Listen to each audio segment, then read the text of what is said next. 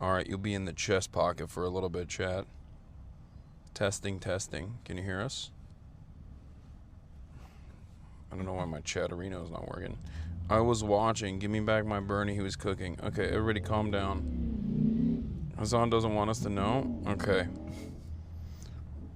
Yeah, you got uppies. Okay, it's lovely and warm here. All right. Oh, I don't know why I have a headache. You and me both, brother. Well, I know why you have a headache. Are you Mike? I'm not Mike. Why not? Yeah, you're right. Yeah. Why do I have a headache? Yeah. Why? Well, I know why you have a headache, because you've been partying. You've been a bad boy. You have been. I'm back now. What do you mean? I'm here. I'm at work. Mm-hmm. You've been misbehaving. How was New York? How was New York? It was a lot of fun. Yeah? Yeah. I actually really like it. We should move there. We should move everything there. Okay. How are we going to get Will on board with that? I think he'd be down. It'd be really funny because Austin won't even move to... Austin won't even move to LA. We should wait till Austin moves to LA. And what do we do with... And then go to New York. And have him fly in for the podcast. After months and months of not having Cutie on the podcast, it's going to be very funny when we... when she finally is back and we just move to New York unceremoniously out of nowhere. But yeah, it was great. I hung out with Lolo a bunch. We got matching tattoos. Oh, yeah. Yeah. Where'd you get it? It's on my arm. Oh, you can't show it right now. Yeah. I mean, they can't see anything right now. But yeah, me and Alex are basically best friends now. Hung out a bunch. That's cool. Talked about how much cooler I am than you.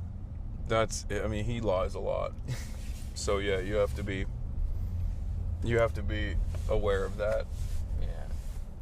Because like to me in private, he's like, "You're so much cooler than Marsh." Like I'm actually using Marsh to get to you. That's what he says all the time to me. It's weird. He does lie a lot, though. He does. He's a lawyer. That's what lawyers do. As all lawyers do. And bisexual. He's bisexual. Bisexuals lie a lot too. And lawyers lie a lot. So he's got both of those covered. Think about that. Yeah. Not gonna lie, I was at a club in Brooklyn 12 hours ago. That's probably the reason for your headache, I think. And then I was ripped out of my fugue state. Shoved into reality. I might come to Coachella now. Okay, great. You're gonna have fun? Second week? No. We'll see what we're gonna be doing. But you're gonna make me work. Yeah. And not have fun. Yeah. You're gonna nuke my Coachella weekend. Yeah. Well, don't you think it'd be sick if we went up on stage with Kneecap? Yeah. I don't know who it is, but yeah. That's crazy. I saw you interact with them on Twitter. They seem cool. Yeah. What? Yeah. They seem cool. I just don't know them, but I'm down. I'll learn about them. Catch the Gaga set if she's there next week. I don't know how Coachella works. She is there next week. It's the same set both weeks. Yeah, it's the same set both weeks. Do it. Come. Yeah, we'll be going to Smorgasburg to do the Glorp. You can show us. So what would you What? What would you do? You'd go up on stage and stream it? Potentially. Do a little BTS. I haven't been able to figure out how we would do it, but that is what we're... You would just want to live stream Coachella or I think we could do something along those lines, yeah.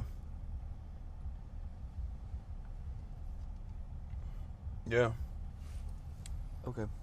I'll mentally prepare to be working instead of having fun. No, I'm just kidding. I'm down. Okay. I'm down.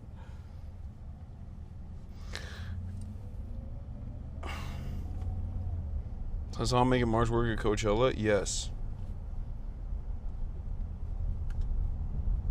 It fucking snowed in NE today. That's whack.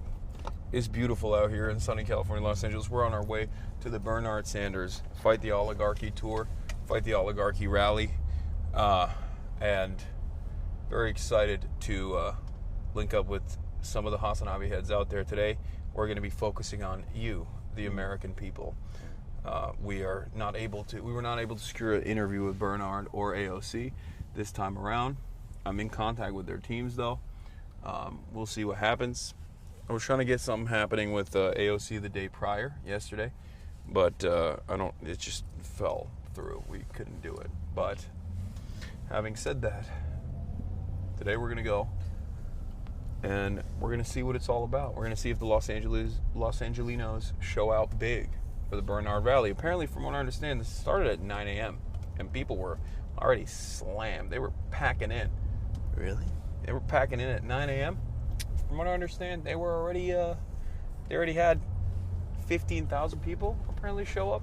So that's interesting. Is that real? Yeah. That's crazy. Yeah, they've been there. So yeah, I've definitely had some friends text me about it and how they're going. So sunscreen, my guy. Sun ages skin.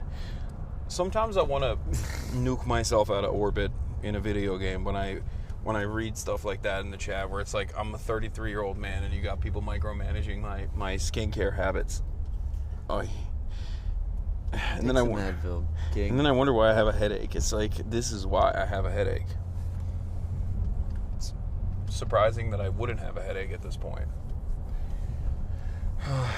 Maybe we can get some food around there too potentially after we leave the rally. Who knows?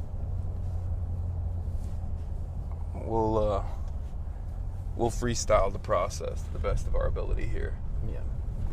But I digress. Have you had your Saratoga water today? So much Saratoga on the East Coast. Bottles and bottles.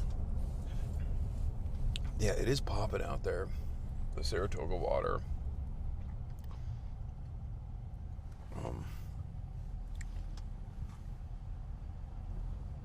What do you think of Whitmer being in the Oval? It's very funny. It's very funny that she was like, in her mind, she made it seem like she like slipped and fell into the Oval Office. And was trying to make it seem as though she could just hide herself in the Oval Office after being invited into the Oval Office by Donald Trump. You know. What were we doing at 7:25 a.m.? Why weren't you diving into a pool with no diving sign? That's what I was doing. That is what I was doing, as a matter of fact.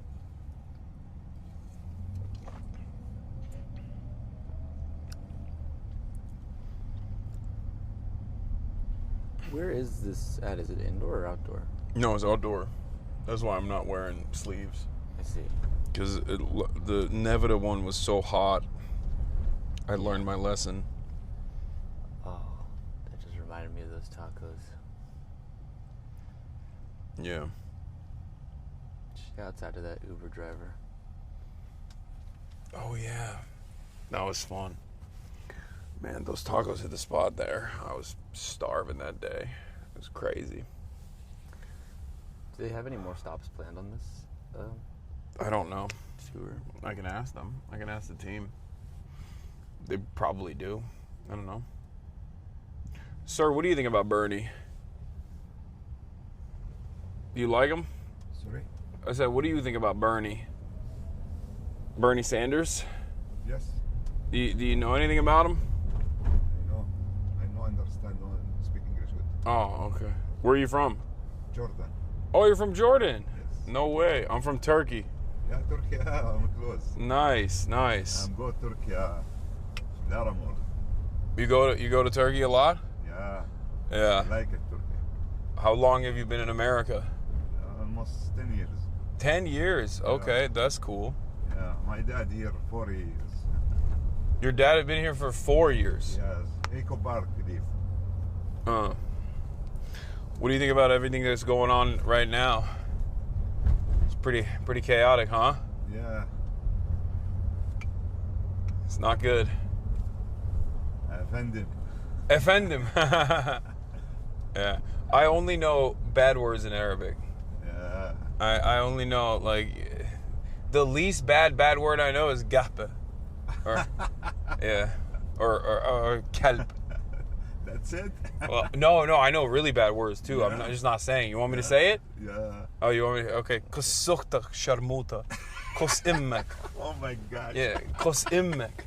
Oh my God. Yeah. Oh, you like that? Do you know any bad words in Turkish? Yeah, Turkish. I love it. Turkey, very beautiful. Yeah. Do you know any bad words in Turkish or no? No, what? Do you know any bad words like in Turkish? What bad? No. Bad words like curse words. Course? Yeah, curse words like kos immek in Turkish. Kusemmak in Turkish, yeah. Yeah. Do you like? What do you think about Trump? Ah, that's okay. I'm a crazy man. Yeah. What are you gonna do, right? Yeah, oh my God. Yeah, I was saying swears. Yes, What did that's you the only. say? Um, Can't say your that. sister's pussy, your mother's pussy, that kind of thing. Jesus Christ. Yeah. Yeah.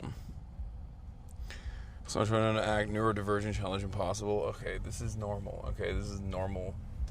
Back and forth, normal interaction. Calm down, chatters.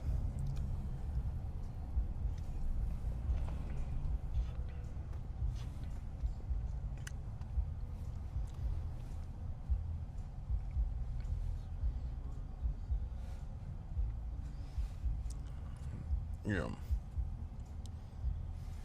Do you have any Jordanian music you listen to? Yeah. Do you want to play for, some Jordanian songs for us? You need now? No, you play.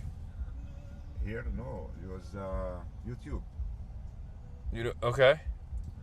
Arabic music? Sure. What do you listen to? What you like? Your favorite song? Turkey, Arabic, and anyway, English. Very nice. I like that music in English. You like English music? Yeah. What do you like? Anyway, music nice. Okay. You have a friend anytime and tak to you speak English and you go speak English. Is working is Uber, no tak is customer Mm-hmm. and no anytime speak. Mm. You have anytime speak almost it's good. Yeah. Speaking English, it helps you train. Yeah, I mean Yeah. you have a friend, you have wife. That's how you. Yeah, that's how you get better. My wife Morocco. Oh, your wife is Moroccan. Yeah, Morocco. Nice. My wife is American, but you Morocco. Moroccan American. Okay. That's cool. You speak Arabic good. No speak English. You no, I need to speak Arabic. You speak English. You go home and speak Arabic. Oh my God. Yeah. Oh, so you speak Arabic at home. Yeah. You don't speak English. Yeah. You got to start speaking English with your wife. Yeah, it's very good to speak English. Yeah. Yeah. You got to start training just to Yeah. speak English with her. Only English. Yeah, so my son speak English good. Yeah. How old is your son? Almost 5 years. Oh, wow. Okay. Yeah, 5. That's cool. Does he like America? Do you like America? Oh yeah, I like it. It's good job, good working, good business, good money. Yeah. Yeah, good people, safe, no problem. Better than Jordan? Jordan is good, very good people, good safe. Mhm. No any problem. Jordan. Yeah. Jordan is good. King Abdullah, very nice. Yeah. King Abdullah, Yeah. good man. He knows how to fly helicopters and planes and shit, right? Yeah. He knows how to fly a plane. Yes. Yeah, very, very far. Yeah. He's short though. He's like what, 5'4"? No. He's short. He's 20 hours flying. No. Yeah. I'm saying King Abdullah is short. He is Short. yeah, he's very short. yeah, he's like King Abdullah, 150 centimeters. Yes. My friend just sent me. Yeah. He's a short king, Yeah. literally. My friend just sent me apparently the line to get in is like insane. It's like stretching out into like the street and stuff. That's cool. We'll be fine. I know we'll be fine, but I think we'll be able to skip all that stuff. Yeah, for sure. Or maybe not. I don't know.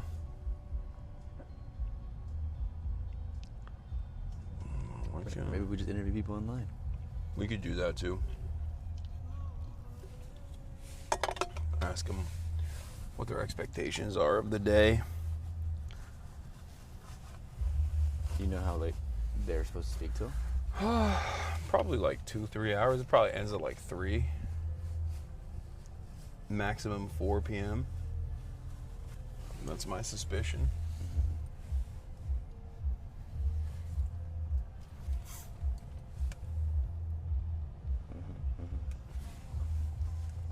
Got my... Always keep that thing on me. Always got to.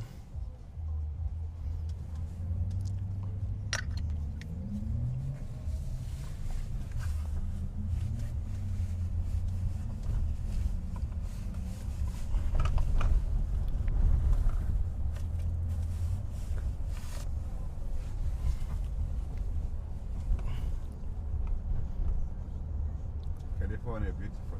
Oh yeah. Yeah. It's very nice weather. Yes. I like it. I've been living here for 12 years. Oh. Yeah, I came to America in 2009, Okay. and I came to LA in 2013. I've been living here since 2013. Oh. But before then, I lived in Turkey. I lived in Istanbul and Ankara. Uh-huh. Yeah.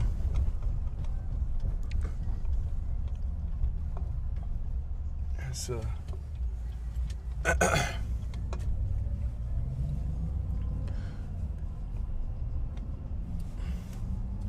Izmir, Istanbul. I love it. yeah. Me too. Me too. I haven't been back in a long time, but I love it. I still love it.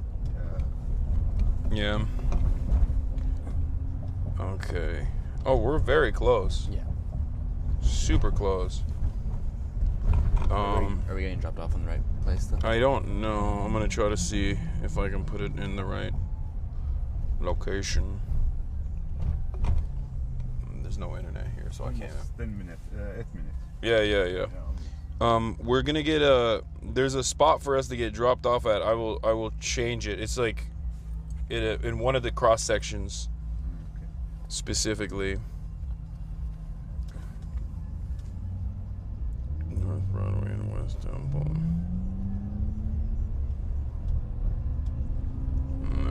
Okay.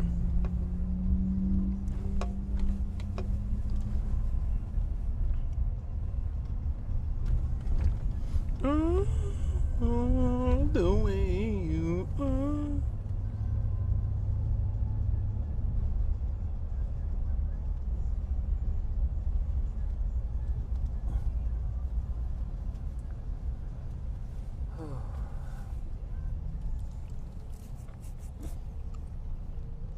How do you like manually drag the drop-off point? I don't think you can.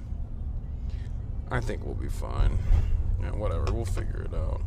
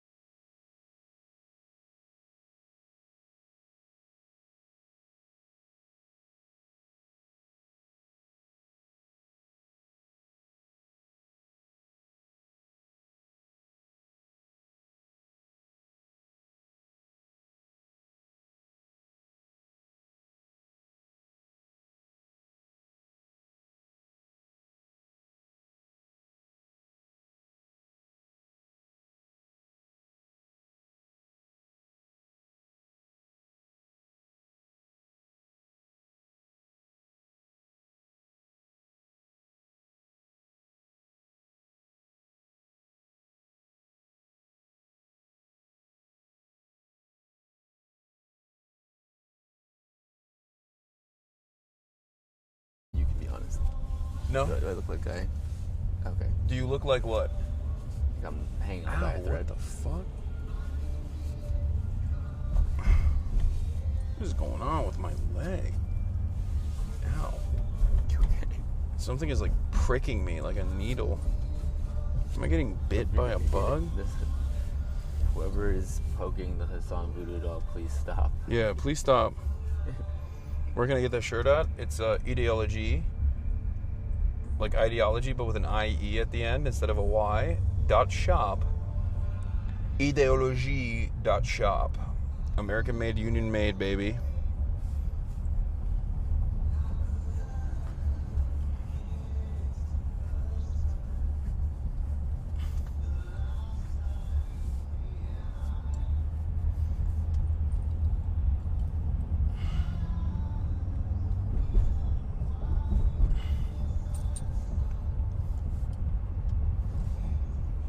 Doesn't sound very American to me. Okay.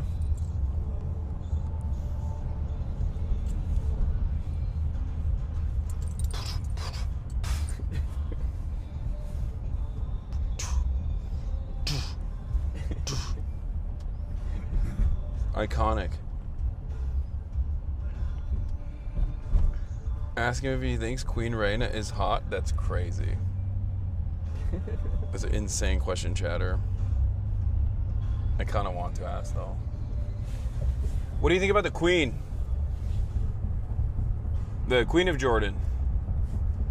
Do you like the Queen? Yeah. She's Palestinian too, right? Yeah, I'm close. Palestine, close to Jordan. No. The Queen is Palestinian, no? Yeah. Like Palestinian background. Yes. Yeah. She's very pretty, beautiful. Yeah, nice. Very beautiful. Yeah. She's taller than he is. She's taller than King Abdullah. It's true. He swung for the fences there. Good for him. We love a tall queen. No shit, he's tiny.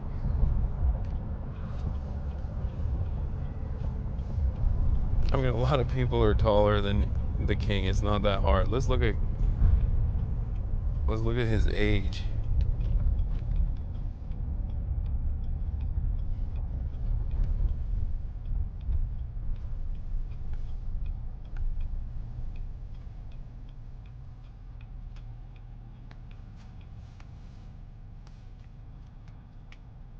Yeah, he's 5'5". Oh my god, on Reddit it says the literal short king and tall queen of Jordan. It's the first thing I looked up, King Abdullah height, and this is the first thing that popped up. And he's got height boosters on too. Can you see? Yeah. Or, I don't know, because of the lens. Oh, dude, I should have peed before. This was a mistake. I never learned my lessons.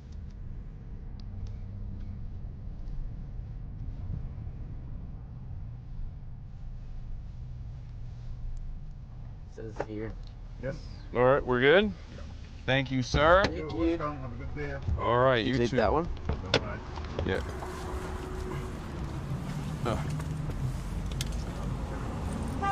Please hold chat.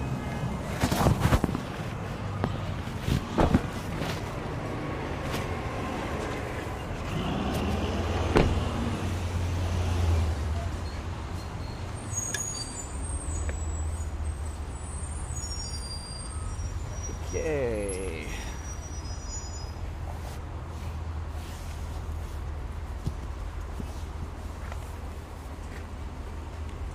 All right, let's figure it out. I don't even know where we're supposed to be going. Look at that, class war, not culture war.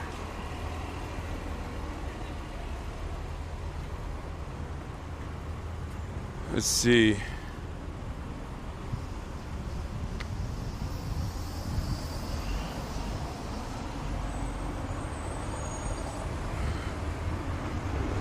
Broadway and Temple.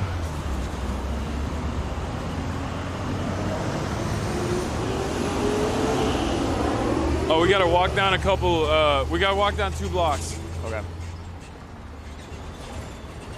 Wow. Beautiful, sunny Los Angeles. Holy shit. Yeah. It's nice. I was in rainy ass, freezing New York for a week. I thought you liked New York. You wanted to move? I loved it. I loved it. It's weird being here now. What? It's weird being back. It's weird being back. You were gone for like a day, bro. Chill. You go to New York for a week, all of a sudden, it's weird being back. You're like those kids, they go to the Barcelona for a semester at sea program, and you're like, oh, Barcelona is so different. I don't need this shit, man. My accent has changed now, dramatically. One of these days I'm just gonna leave, man. I'm just gonna move away. You're gonna realize. I'm gonna miss you when you're gone, is that what you're saying? You're gonna miss me when I'm gone. Yeah. I will. Who else can I abuse? And go on little excursions such as this one. You know? Not many. No one. No one. No one does it like me. You need me. Yeah, just wait till I find.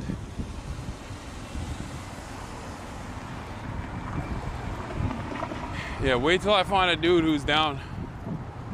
Wait till I replace you with another roll dog. Then you're cooked.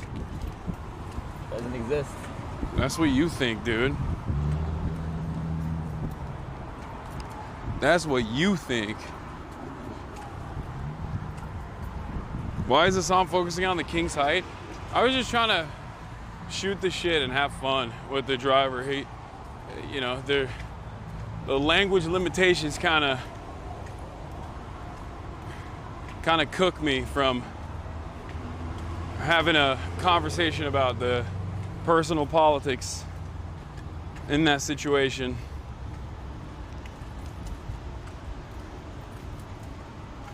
There's so many chatters in here being like, I'd be your photo video guy. So fucked up. They're like, oh, please. I'm so good to you, chat. Yeah. I'm so good to you. Nope.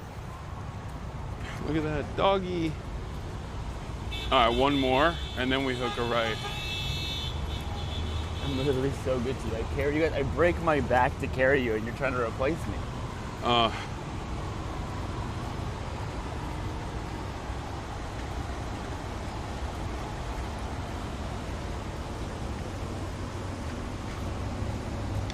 Also, you know all those chatters have no drip.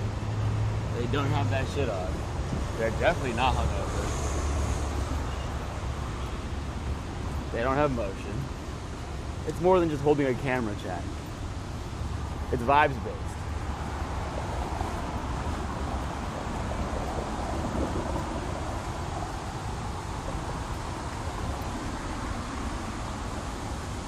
Yeah. Thanks, man. It's true. I mean, you do have drip. I will admit. The only redeemable quality of downtown Los Angeles is the beautiful architecture. Straight up. All right, this is it. Should I hide the camera or anything? What? No. It's fine. I don't think so. Dude, I don't know.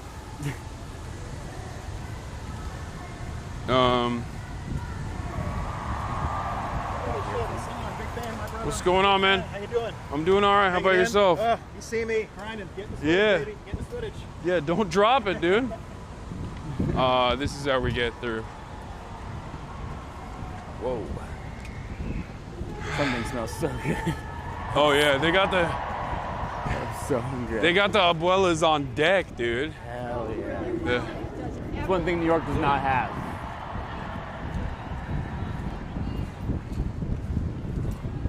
chat, who's talking right now? Is it AOC already? Not yet. Oh, Oh, thank you. sorry. No, it's all good. Oh, this line's not too bad. What? Line's not too bad. Hello. I am so Hi. I'm Vanessa. Nice to meet you, Vanessa. Can I get a picture? Yeah, sure. My kid and I love you so much. Hell yeah. Thank you so much. Nice to meet you. Thank you. All right, ego our way in attempt number 1. Oh, you guys, man, nice shirt. See how much motion? Hell yeah. You already know. No, we're invited guests, but we also have bag and press equipment on us as well. Do you have I have the email. No. Hi. Okay, we're good? Oh, thank you. Does he need one too? This one's fine. Yeah. What do we do about the bag? Should we just take them off? Okay. Sorry. Put it right here. So, I mean, I got my. Okay, I'll say there are no droids in here. You're okay now. Quick photo before you walk through. Sure.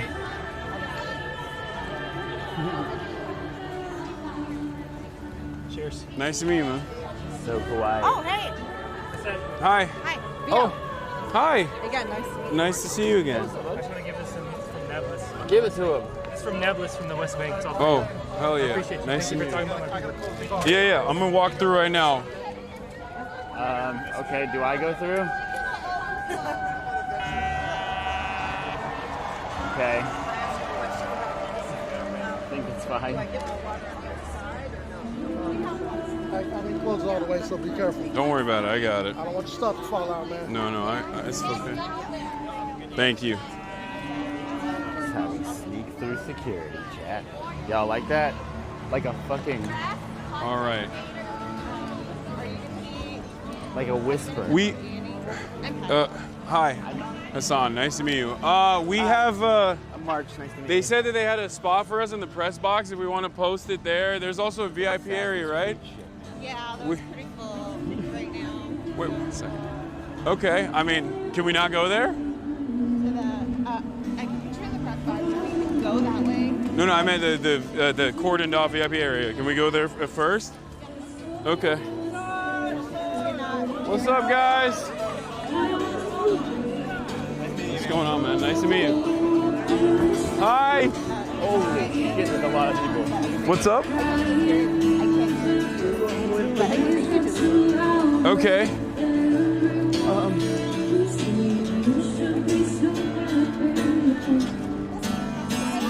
Hi. If you keep reaching, I'll keep coming back. But if you're gone for good, I'm okay with that. Give me the right I think Annie has a place for you in here. Okay, so this is the press area, right? Yeah. Hi. Nice to meet you. We are, where's is this the creator. Oh, this is the creator area. Okay. Where's the press area? You guys said we can have press, they told me Prefer to that, be the press sizer, yeah, but, so this is the VIP creator area, is that what it is? but you can have whichever. Like Okay, no, we definitely prefer the press area, but I just wanted to come in here first and just like see who's here and talk to them if they want to talk, because I want to like interview people while we wait. Is there a bathroom around here or no? We only have the porta potties. No, that's fine. They're right over there. Okay. That's the lines have been short because there's music up right now. Okay. Come on, like you're welcome to come in. I should get you a pass. I have press pass on me right here. You should be so happy now. Yeah, so you're welcome to come in. Oh, if you keep reaching, Okay. I'll keep coming. Thank you. But if you're gone for good, I'm okay with that. Okay. Okay. We need all this clear. Can't stand here. Okay. We'll go inside.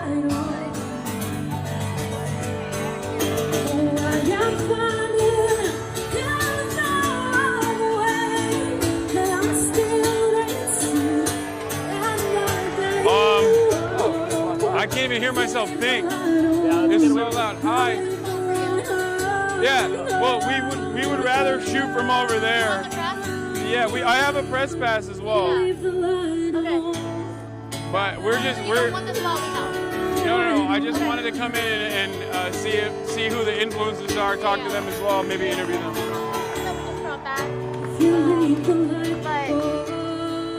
I guess, do you have a blue sticker? I gave her. Okay, Yeah. then you're good. All right, thank you. You're not on the signal? Are you on the signal? You're like on signal. I am on signal, yes. You have my number, right? I No? can find it, but here. What's your number? Here, we're live right now, so I don't want to. Yeah. Sorry. There you Good go. to see you again. Hi, good to see you again. Hello. Hi.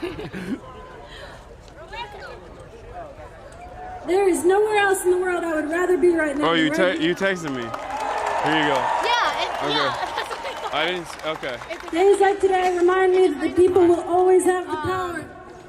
If you want to come back, we're also doing. And I'm at so the inspired end to stand with you today for a for, future that includes like, everybody. behind rope line. So if you want to come do that or film it, like I would get back here by the end of his speech. This is But a if you're song called still Alaska. streaming, then Okay.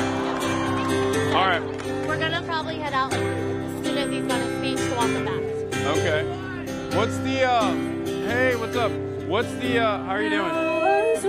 What is the run of show look like? When is? So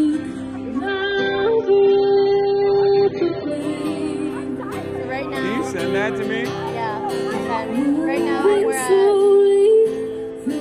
Maggie. There's gonna be SEIU, Neil, AOC, Bernie, and then Okay. All right. Perfect. Thank you. I'll send it if it's sent. All right. What's up, guys? Hi. Okay, we Do you need anything else? no, we're gonna go over to the press area and see where we can. We'll go over to the press area real quick to see where we can film from, and then we'll roam around, and then we'll go back there when the Bernie speeches or when the AOC and Bernie speeches are happening. Right? Also, do you have the thing, the mic? Oh yeah. It's in there. Do you have a blue sticker? No, What's I need up? one. Can we I don't have anything. Yeah. I just snuck it. You don't have a press. Does he need a badge too? Okay. I walked right. No, I know. I saw. Where did you put the mic and the handle? Mic handle. Put this on. Hold this. Do you have a blue sticker? And if you are trying to go back at all, you need someone that has a yellow sticker to escort after you cut it down. Wait, where? Go back where? If you're going back at all. Oh, backstage? Escorted by someone. Okay. That's fine. Learn to talk and tell the All right. Hold it. What? Actually, hold it for a second too. What's up, chat? Can you guys hear me speak clearly? Probably not. Or is it too loud? Because I can't even hear myself speak.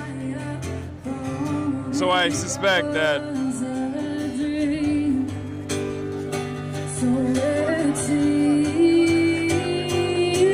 Minor F?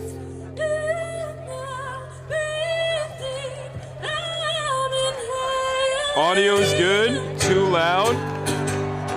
We're right by the speaker. A bit crunchy. Yeah, we're right by the speaker. That's why. Yeah. Let's go back. What? No, I'm good, thank you. Let's go to the press area. Let's take a look at the press area. And then after that, wow, look at the crowds, dude. It's crazy. God damn. We'll go to the press area. Hi. We'll go to the press area first, take a look at where we can plop the camera, and then I have to piss. Or maybe I should just rip a piss right now. Right? Sure, let's go.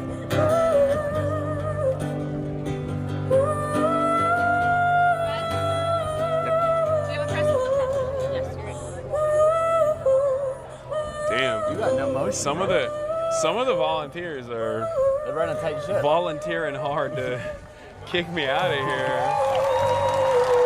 They're like, I don't see your press badge. Who the fuck do you think you are? It's good. All right, let me go rip a piss first.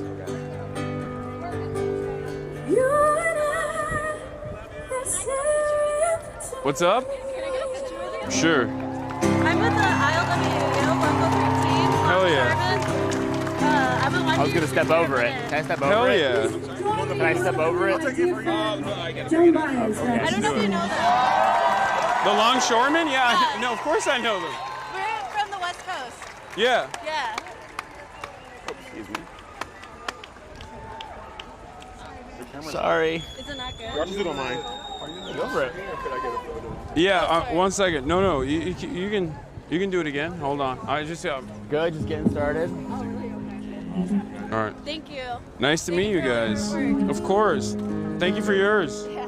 Thank you for being here. Yeah. All right, I think this works. Okay, sorry. Thank you. Sorry. Wait, Hassan. Can I get a photo too? Yeah, one second. Let me just put this on my leg real quick.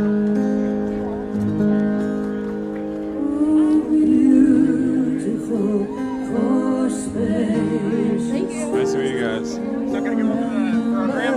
Sure. For Bernie. All right. What's going on, guys? One more? Sure. Sorry. I got it. Thank you. Nice to meet you guys. What's up, man? Thank you for being here, guys. Pramila Jayapal. Yeah. Well, I gotta pee first. So, well, you guys are going back there, right? All right, I'll come over there in a second. Go piss, girl. What? It's like go piss, girl. Oh wait, is there a line for the bathrooms? Oh, I'm so sorry. Oh. Uh-oh. Uh-oh. All right, I guess we gotta wait in line. Wait, maybe they have a... You think they have another... You think they have a porta potty in there? Check. All right, we need someone with a yellow badge to walk us in there. Because we don't have... Yeah, where's Bernie supposed to be? I don't know. I like your shirt. Oh, thank Feels you. like the only sensible thing that I've seen today. Thank you. Ideology.shop. Paid actor, by the way. American made. American made, union made.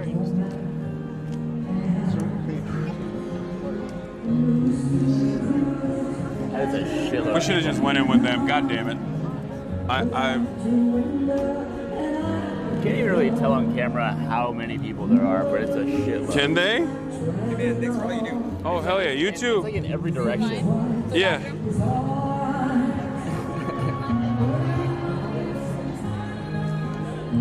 A bathroom line is never good, Lamau. I know, but there's a lot of people here, chat, and people gotta pee. One of the craziest things I experienced. One of the craziest things I experienced was at the pro-Palestine rally in DC. Hi. Of course not. Let's do it. No, don't even worry about No, it. let's do it. Thank you so much. I saw you from far away and I was like, Nice to meet you. Nice to meet you too. Hey, Hasan. What's going on? Can we get a picture with you? Yeah, of course. Thank you for volunteering, guys. Yeah, of course you would. Thank you, man. Nice to meet all of you. Enjoy the rest of your day. We'll do. I said take a quick picture. Of course. Of course. Thank you, man. Thank you so much, man. Thank you. Nice to meet you guys. How do I do this? Oh. Oh, it's already maxed out. It's supposed to be like this. Broke it.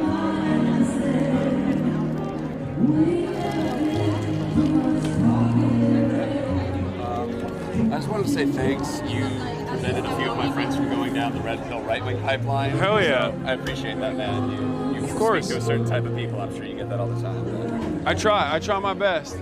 Nice to meet you. Appreciate it, man. Have a good one. That's not too bad, the line. No, we're almost there. What's up? You guys want to take a photo? Yeah. Of course.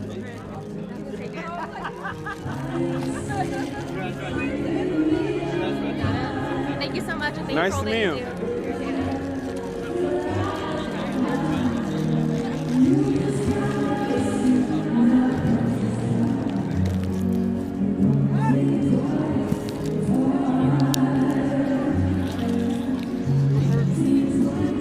It's just you and me, chat. Just you and me now. Let's get the fuck out of here. What if we just left? Who? Oh, that's Hassan Piker. He's a Twitch streamer. And what is that, like a podcast? It's live streaming. Like we're live right now. Okay. Yeah. No, you're good. You're good. Wait, for the right side. Yeah. Correct side.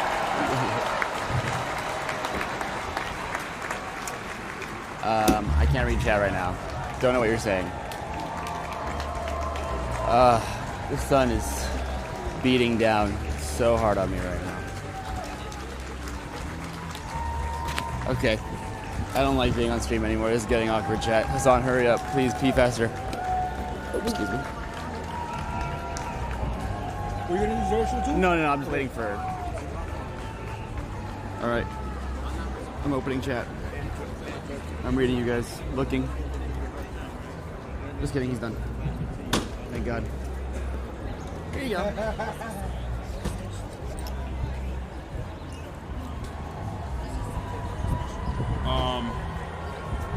Should we do it with just your mic, or should we do a? Yeah, let's stick my gun there. Okay. Yeah.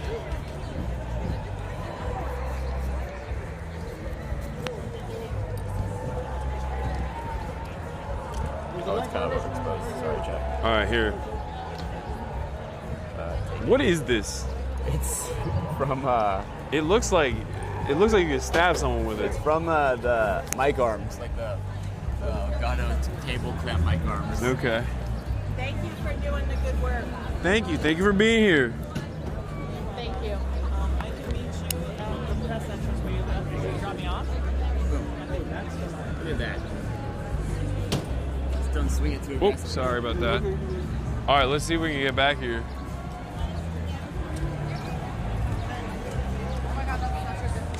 Wait, how do we go through here? We're doing better. If people are sitting Wait, is this, but to get in here, we need some. Are you guys trying to get backstage? Yeah. Go down this way and just like the lines right over. Okay, thank you. Can I get a picture real quick? Yeah.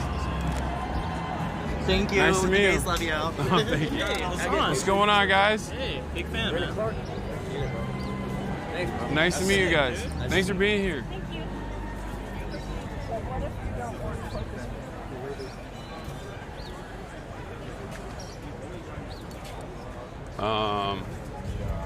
Oops. We need someone to walk us in here, right? Is this backstage? We have access. Okay. But we only have a press pass, but we need someone with a yellow badge to walk us, is what I heard. Somebody with an access.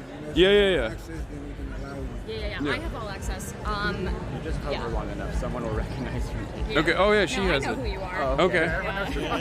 Yeah. Isabel and Annie are sort of like overseeing this. I'm just press, but let me.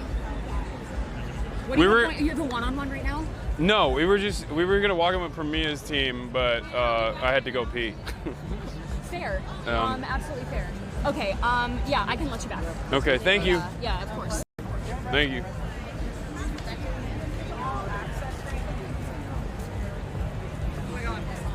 Hello. Of course. I work for Rogana and Bernie. And You're also live, by the way, just so you know. I was like, if I meet Hasan, I'm stopping my work. Okay. I'm saying hi. No, it's valid. Hello. Hi, Will.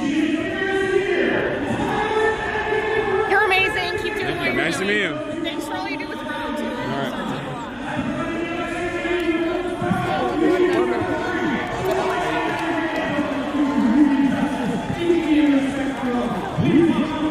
All right, so I guess this is like the limited backstage area. You're so tall, man.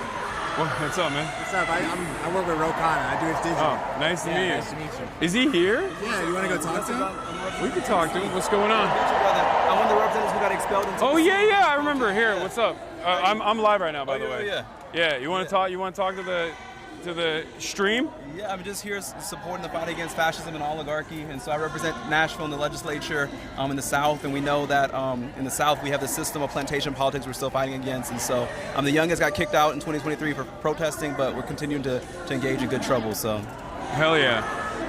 What do you? Does this feel? Does this give you a little bit of enthusiasm seeing so many people out here? I think it's powerful. I mean, we coming together to say that this is not normal what's going on right now, and to see it's a multiracial, multi-generational coalition. So it gives a little bit of encouragement. I came from Tennessee, did an event at Coachella about activism. That's why I drove over with Maxwell Frost over here to support the rally. Oh, you guys have something going on at Coachella as well? Yesterday, we did a panel about grassroots organizing. So yeah. That's we have to cool. go to unexpected places. I think that's going to music festivals, going to places, meeting people where they are is critical right now. Did you see anybody at Coachella while you were there? Glorilla, Lady Gaga. Okay, that's nice. That's cool. Yeah. Was it good? It was good. When are you gonna run, brother? We got to get you. Oh no.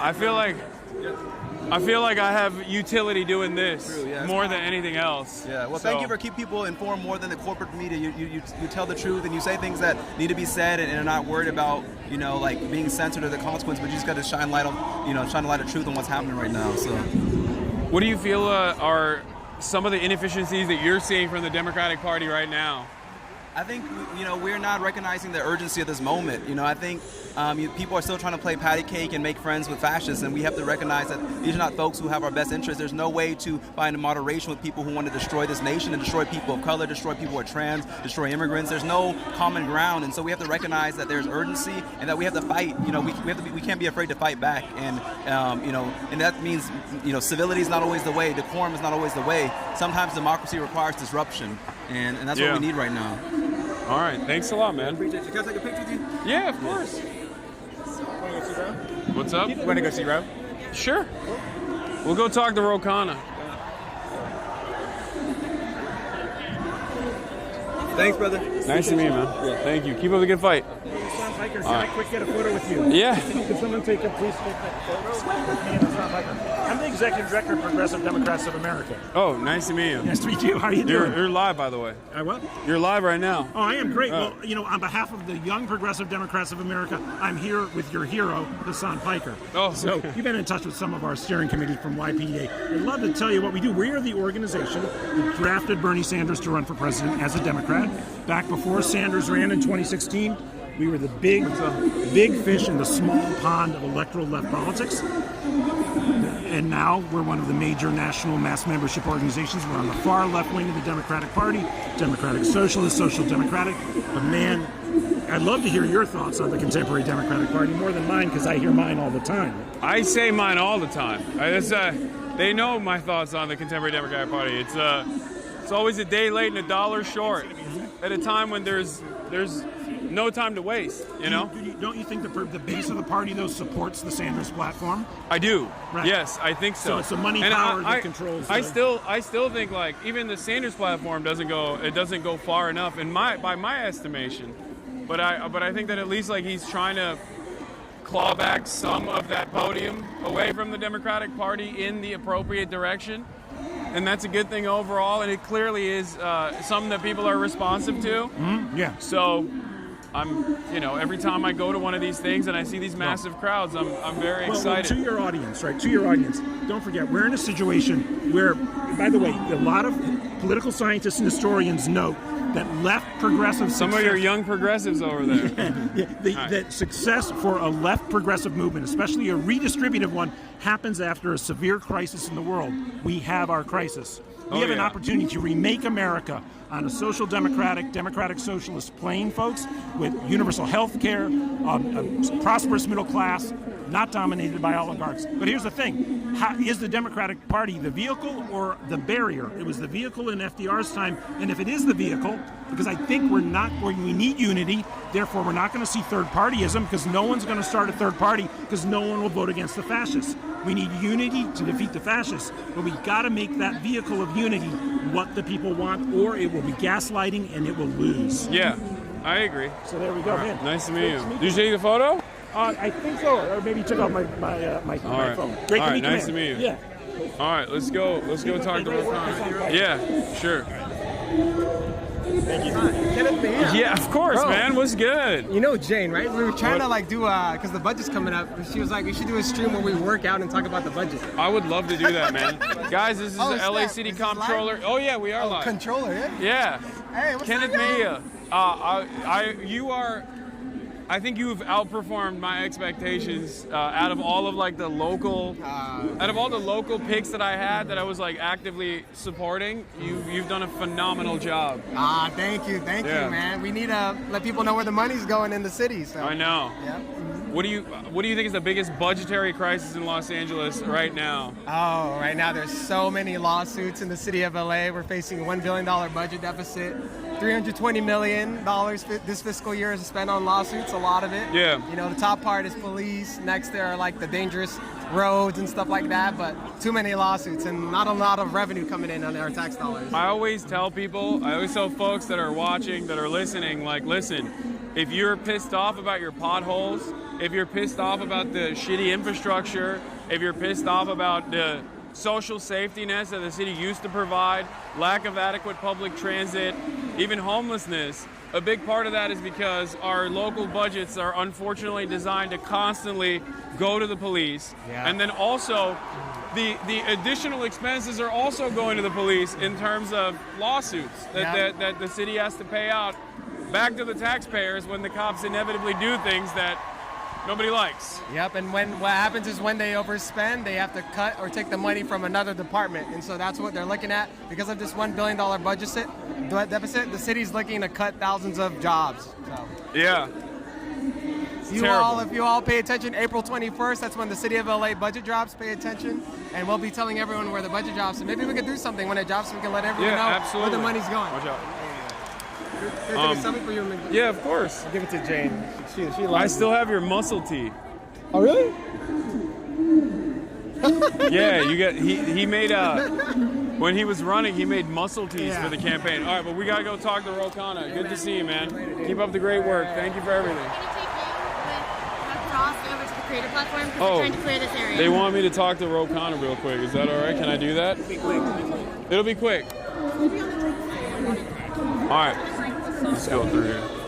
They want me to get out of here. I'm being too disruptive. Hi. What's up? Changing the damn rules so no one has to choose between medicine and food. Changing the damn rules. So hear me. So no one has to live in the shadows. Changing the damn rules so that our democracy serves the people and not the few. I'm good. How are you? We met was at the convention. Yeah. Here, you want to pop this on? I can do that for you if you want. Or you want to do it? I can do it. Here we go. All right. So you guys do one-on-ones here? I'm sorry. I didn't even schedule anything. We were just kind of going.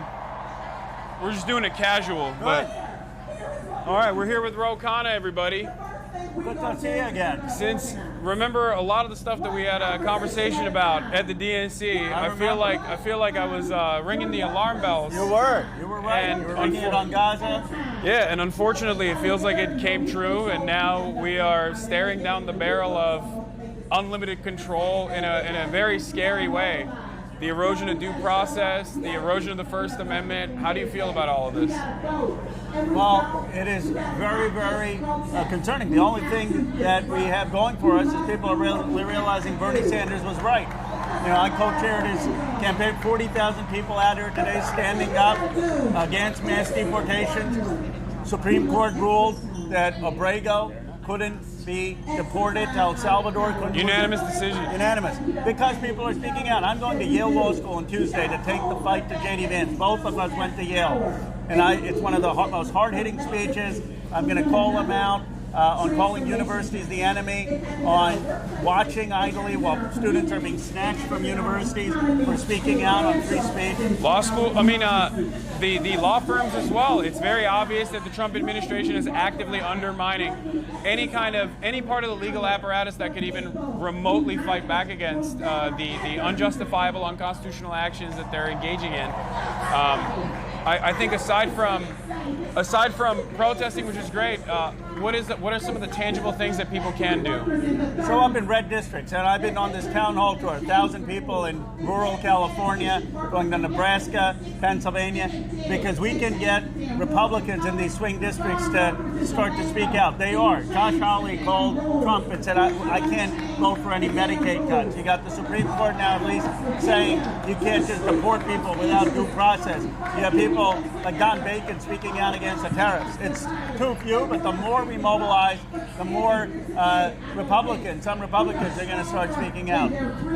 So the suggestion for people in red districts is to go out and show up. Show up on social media, show up at town halls, show up at rallies. By the way, there are all these studies that show 5% of the country's population marches and mobilizes. That's the biggest way to push back against authoritarian tendencies. We got there almost in this past weekend, 5 million people. So we have got to just continue to organize, show up, mobilize. Your voice matters, and it's making a difference. People say, how's it making a difference? Look at the Supreme Court. Look at them backing up Medicaid cuts in the Senate. All right. Well, thank you, Rokan. Thank you. I got to get the mic back real quick. Okay. All right. We'll go. We'll leave now. No problem. Listen. Do something with Frost. He wants to, but we have to just do it out. Sure, we can do it wherever.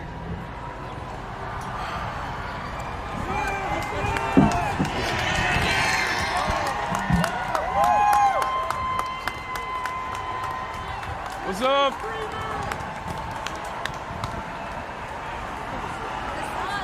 Council member? Hi. Councilwoman Eunice Hernandez. Nice to meet you. Nice to meet you. Thank you for fighting so hard against that. Well, actually. I'm live already. Okay, that's okay. I'm sorry. No, it's good. Thank you for your work. All right, thank you. She was about to say something. Thank God the microphone was in my hand. All right. So, where are we running? We're going back to the creative. Okay.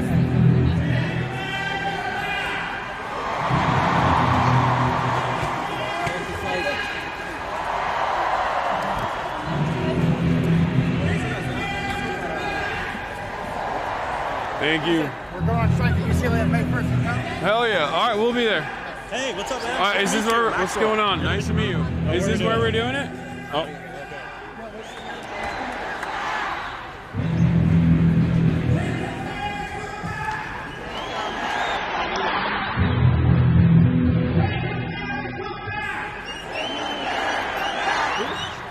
Are you live now? Yeah, we're always live. All right. Oh, okay, cool. Yeah. Well, I got the mic right here. Here. Yeah, nice to meet you in person. Good to meet you in person, too.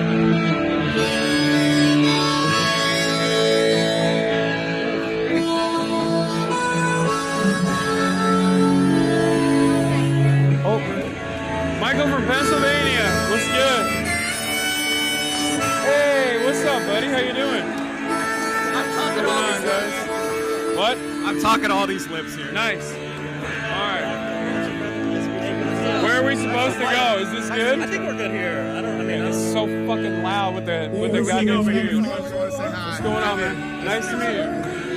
Where is the best possible place where we can talk? Because I can't even hear myself think. Right that corner. All right, we'll just be back. I don't know if this is... Here, you can hold it if you want. I have a mic already. Oh, cool. Wait, we can... Oh, perfect. We can leave. All right. Anyway, we can walk and talk. Yeah, man. All right, Congressperson. Are you still the youngest? I'm still the youngest, yeah. I'm 28 now. 28. Hopefully that changes, though, because if you're the youngest for too long, that's a problem, because I'm getting older. Yeah. So, what do you think about a lot of the young talent in the Democratic Party right now that are coming out and working to run for office Yeah. And I mean, I think we're going to see the most, like, young people running for office we've seen this cycle coming up. And I think it's going to be for Congress, but it's also going to be for a lot of local offices and just all different types of offices. Partly, I mean, obviously because of everything going on right now, the fascist kind of takeover and billionaire takeover, I think, is activating a lot of young people. Okay. But it's activating a lot of young people that are at the age where they've also been through a lot of other social movements, and maybe they weren't old enough to run for office, or it pushed them to, go out and march. So I'm thinking about things like George Floyd, March for Our Lives, like the older kind of Gen Z contingent, which I'm the oldest of. We've been through all of those, and now they're at a point where, like, movements like this, now they can actually run for office. They're old enough to run for office. They've been organizing long enough. So I think we're going to see a lot of it. Do you feel like at times the rest of your caucus might present hurdles in front of more radical elements coming from people that are out here, people that are out on the streets in general? Yeah, and it's the people, but the institution itself is not meant for people to come in and say everyone should have health care. We should do something about the climate crisis. Like, there's hella hurdles. And honestly, my biggest hurdle is financial. Like, you have to raise money, then you have to have money to live. Like, one of the first things I did when I got in Congress is we helped pass this rule with the FEC where candidates can give themselves a better stipend. Because, I had to drive Uber and I was homeless during my campaign for 2 months because I didn't have enough money to sustain myself. And that shit, we don't count the number of candidates that drop out because they can't afford to continue. Like, they can't afford their rent, and so they have to stop. Yeah. So the institution itself is not set for anyone from the left, any progressives, to make it in. And then young progressives, young working class progressives, it's even harder. We still have to try, but when we get in, I think every progressive that wins an election, part of the things they have to focus on is changing the institution to make it easier for more progressives to get in. Okay. Some of the setbacks you said are the campaign stipends offered. Are there any other setbacks that you experienced that you wanna work on fixing? Raising money. I mean, we really need to have publicly funded elections. The fact that you have to raise money for these races automatically puts all working class people at a disadvantage. And in congressional races, 98% of the people who win raised the most money. So we that's a huge thing. Then dark money, we have to end Citizens United and super PACs. I mean, that's a huge liability. And I can tell you, being in Congress, there's times where I talk with colleagues who are like, I want to vote this way on something, but I'm worried about a primary and tons of money coming in. Leak some names. Who's it's just like a sentiment, you know what I mean? Like, just that I mean, one issue that I can think of is obviously Israel. This is a major fissure amongst the Democratic base of support, both pre-election and even post-election. Newest polls that came out from Pew show 71% of all Democrats have an unfavorable opinion of Israel. We had 80% demanding a ceasefire within the Democratic Party's base. And the ceasefire numbers have been consistent throughout the last, since October 7th. And so, yes. Israel-Palestine is one of the issues where obviously we see the most money. We saw what happened with Jamal and Corey. Crypto is another one that's rising up, that's matching that money, that's also concerning. But here's the thing, and this is why I think now even more moderate Democrats are going to start speaking more about Citizens United, is now you have Elon saying, I'm going to target and he's saying more like centrist moderate Democrats too. Unfortunately, people a lot of times don't feel that energy or urgency until they're the one, and obviously people have been trying to talk about this for a while. What happened to Jamal? What happened to Corey? And so, but do you feel like it's the fear that they might get primaried themselves that stops people from taking an active stance in this and behaving more in people an would have called for undemocratic fashion? More and most of the country believed in a ceasefire. Most of the country, I think, is in a position of where we need to end occupation, right? I think most people are on that. And then beyond that, there's policy differences, but most people are there. But if you talk about, ending the occupation, stuff like that, you put yourself in a tough position politically, and that's why a lot of people don't talk about it. And so big money out of politics is just really important for this issue, for like a lot of different issues as well. I think ultimately what a lot of these people out here demand is that their representatives actually behave like public servants and fight for them. Yeah. And I feel like it's twofold. You have the Democrats that actually have to take a position of leadership and actually move the national conversation in the direction of the unjustifiable deportations regime, the erosion of due process, the erosion of the First Amendment at the behest of a foreign nation. And I think all of those things, a lot of these people will be on board with. Yeah. But it's not broadly reflected at this moment from even the polls. But even when it is reflected in the polls, there's the secondary problem where the Democrats that say that they want to operate on David Shore's popularist mentality, but there's clearly a bunch of issues that I would consider to be gimmies that they're not actually tackling at all. Well, and the other thing is, and I've been telling a lot of people, like, you got to think critically about these polls, because after we lost the election, a lot of Democrats were like knee-jerk reaction. Oh, immigration, we went too far, whatever that means. Trans rights, we went too far on human rights. I don't know you go too far on human rights. But here's the thing.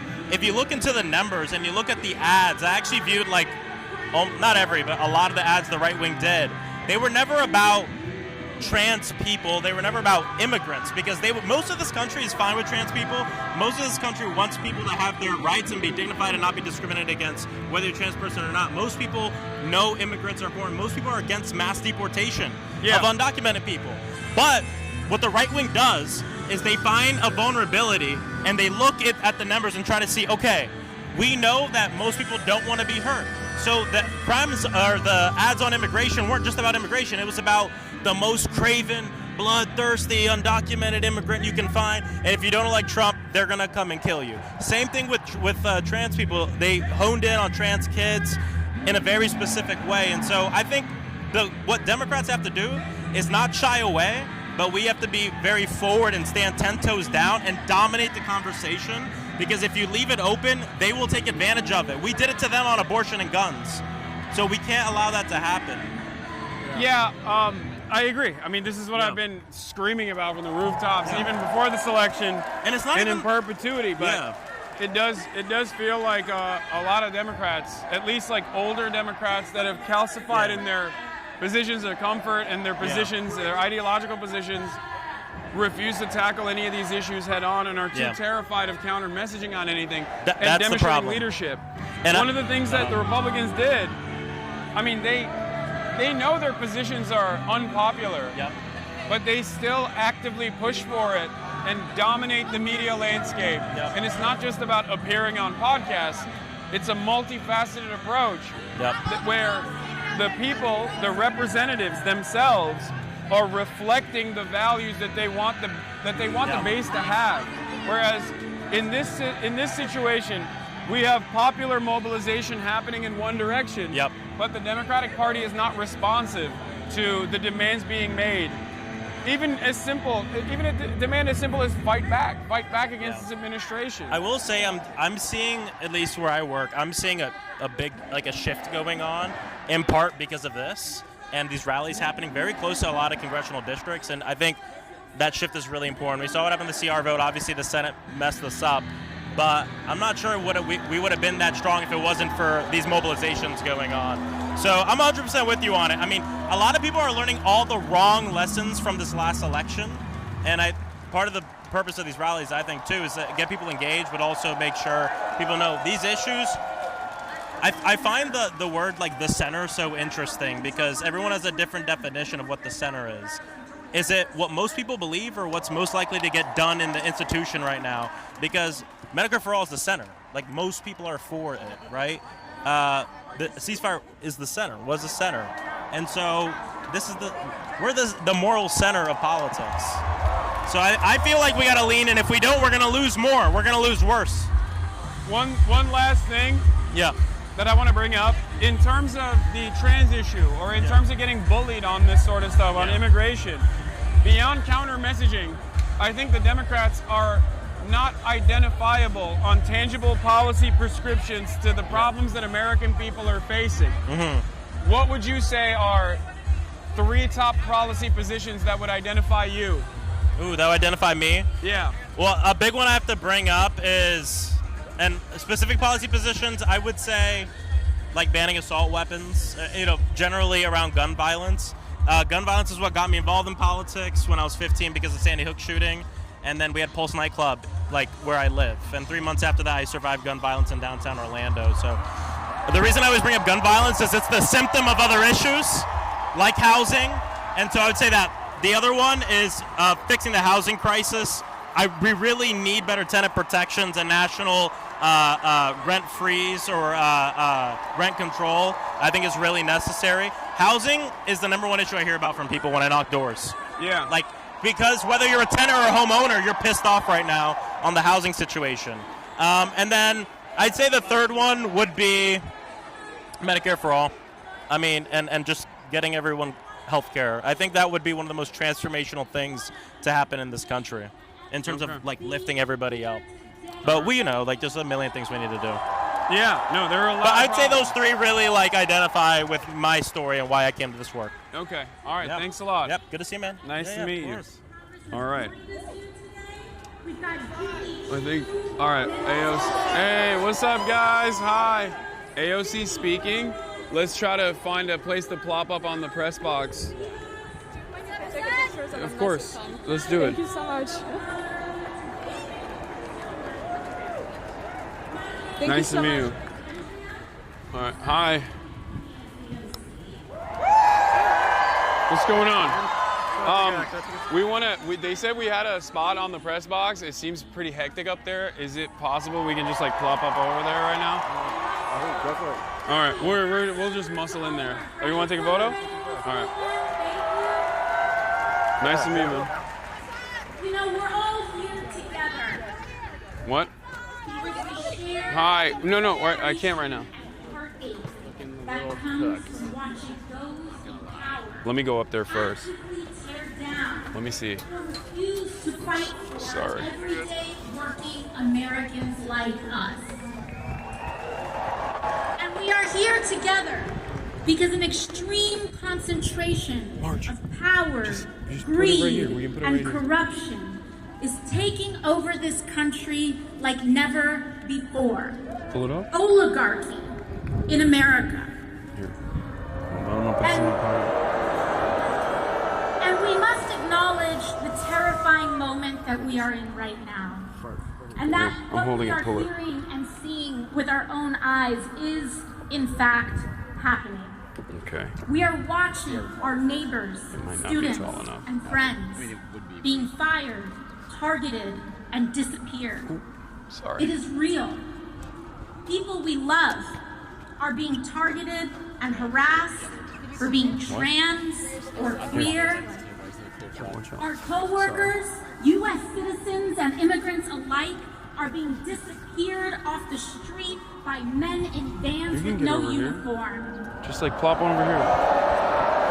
Educators are being fired for teaching American history accurately, and activists are being detained with no charge or evidence for using their First Amendment rights, especially when they use them for Palestinians.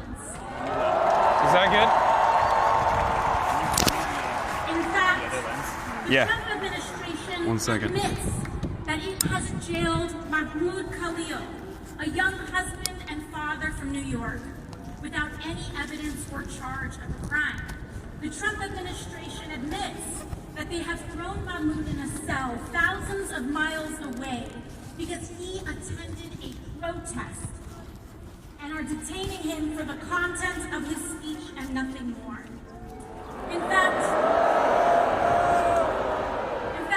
Donald Trump's detention of someone like Mahmoud Khalil for his speech is anti-American. And we demand his release, along with the release of Rumeysa Oster, who he is also jailing for writing an op-ed in her school paper. And we demand their release because we, Los Angeles, we do have power. in this moment. All of us do, and everyday people do. In fact, you all showed that this week, LA. A few days ago, ICE officials attempted to enter 2 LAUSD schools to target kids. They lied to school officials and claimed that they had parents' permission to get to these children when they didn't. But it wasn't just a lawyer or a judge that said no. It started with everyday people, school staff, and employees who spoke up when they felt something was wrong. And it was the teachers and principals that stood strong You got it? and said no. Here, I got it. Hold on. Kids, when it could have been easier to say yes out of fear. You defended them, LA, because it will never be just institutions and officials alone that uphold our democracy. It will always be the people, I'm gonna put the mic the in the bag. masses, who refuse to comply with authoritarian regimes, who are the last and strongest defense of our country and our freedoms. Because we know in Los Angeles that a better world is possible, and we are willing to do something about it. But to get there, we need to be honest about how we got to this place. Because this moment did not come out of nowhere. It has been a long time coming. The destruction of our rights and democracy is directly tied to the growing and extreme wealth inequality that has been building for years in America. It is not a coincidence that billionaires like Elon Musk dumped billions of dollars in this election to elect Trump. And I'll tell you, LA, he sure as hell isn't doing that out of charity. For years, we have known that our political system has slowly but surely become dominated by big money and billionaires.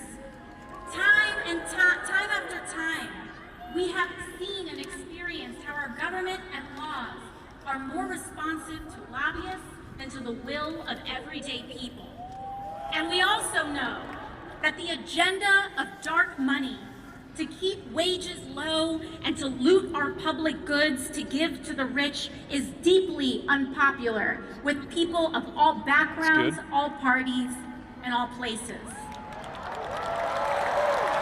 Just look at what Republicans have been quietly doing in Congress. They have been voting just this week to advance cuts on hundreds of billions of dollars from Medicaid and veterans benefits and Social Security so that they can take that money and give it to the billionaires who elected them in the form of tax cuts and sweetheart government contracts to companies like SpaceX. And you know who voted for that from California, by the way? David Valadao of California's 22nd, Young Kim of California's 40th, and Ken Calvert of California's 41st. They know that that's not what you want. They know that it is deeply unpopular. They know that it hurts you, but they are not here to serve us. They are here to serve themselves and the billionaires who have paid them, oligarchy. And they know that the only chance they have to get away with such an unpopular agenda, to get away with stealing in plain view, is to stoke deep divisions among us along lines of race, identity, and culture, to keep us fighting and distracted. Put it in the bag. This has been the big money playbook, not just now, but for decades. And that is why Donald Trump is not an aberration. He is the logical, inevitable conclusion of an American political system dominated by corporate and dark money. And if we are here to defeat him, we must defeat the system that created him. Money in politics is the hand of oligarchy, Los Angeles. And we are at a crossroads. We can either have extreme wealth inequality with the toxic division and corruption that it requires to survive, or we can have a fair economy that guarantees health care to all for working people, along with a democracy and freedoms that uphold it. Go ahead. Oligarchy or democracy, but we cannot have both. Los Angeles, I've made my choice. We must fight the oligarchy that has created this nightmare. And that is why I have never taken money from lobbyists or corporations, and it's why I never will.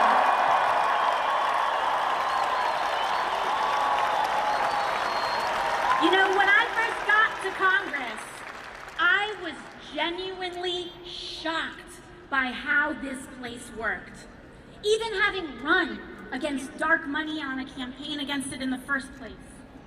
The everyday influence of corruption and dark money was astonishing, how normalized it is. In fact, Congress and members of Congress have somehow conditioned itself to actually believe that it is normal for elected representatives who swear an oath to the American people to day trade individual stocks that make millions with the sensitive information that we are entrusted with for the purpose of governing.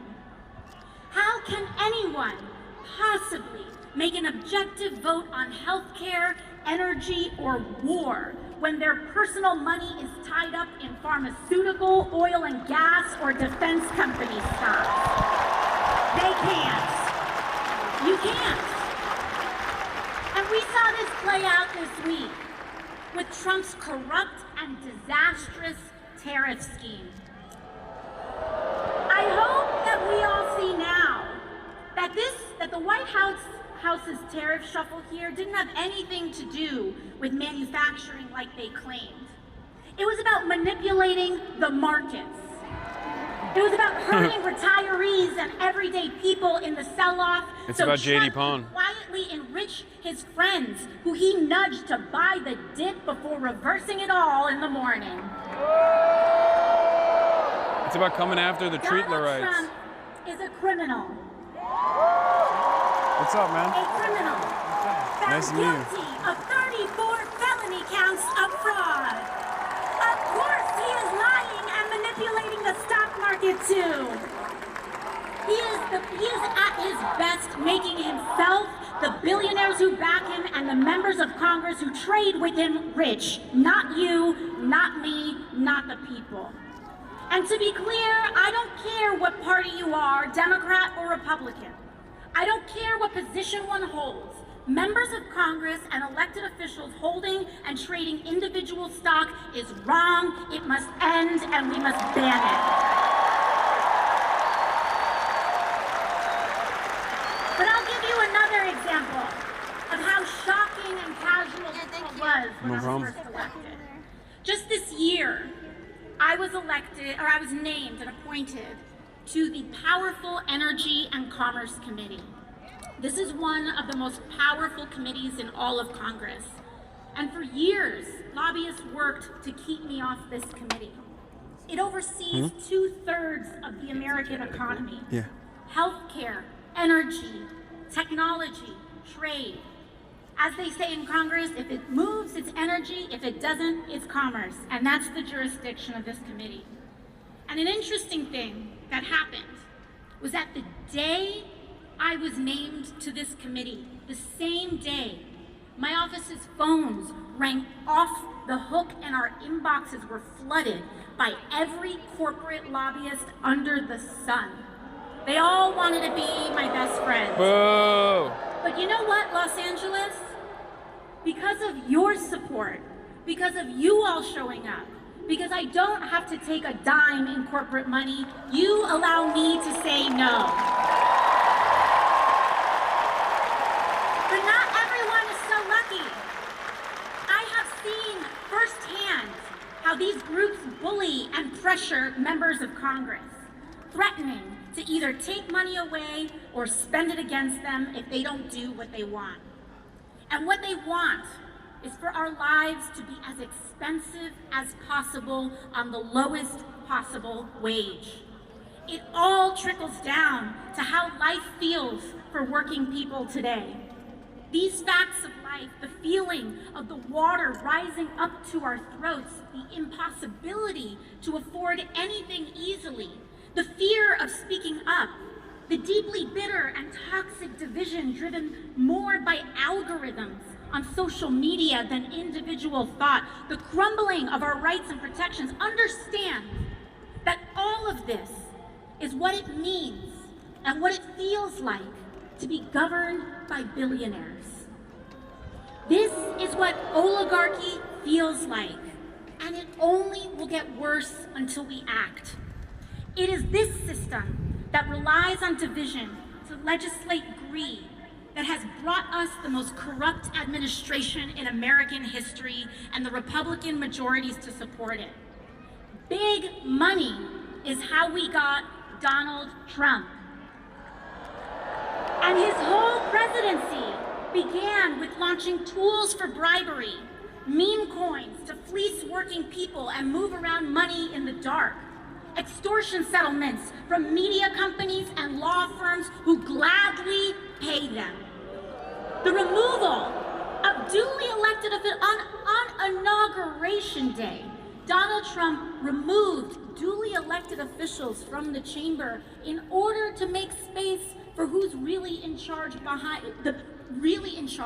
who were the billionaires who sat behind him. They have one central economic mission: to make billionaires richer at the expense of the United States of America. And it does not surprise us that their first economic mission has been to target Medicaid, Medicare, and Social Security, to fire our federal workers, and fleece and abandon our veterans so that they can hand that money off to the billionaires who are backing them. But this isn't just about the Republican attacks on working people, LA. We need a Democratic Party that fights harder for us too. And that means our communities, all of us coming together, choosing and voting for Democrats and elected officials who know how to stand for the working class.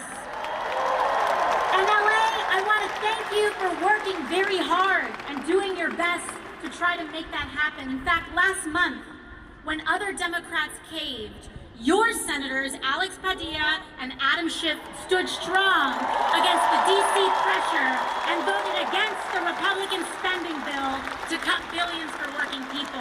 In fact, all of your Democratic members of Congress and all of your members here today voted against that bill too. Defend them, LA, and don't stop there.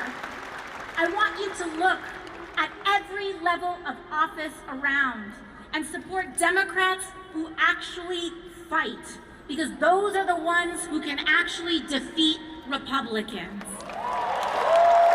So folks, you know what that means.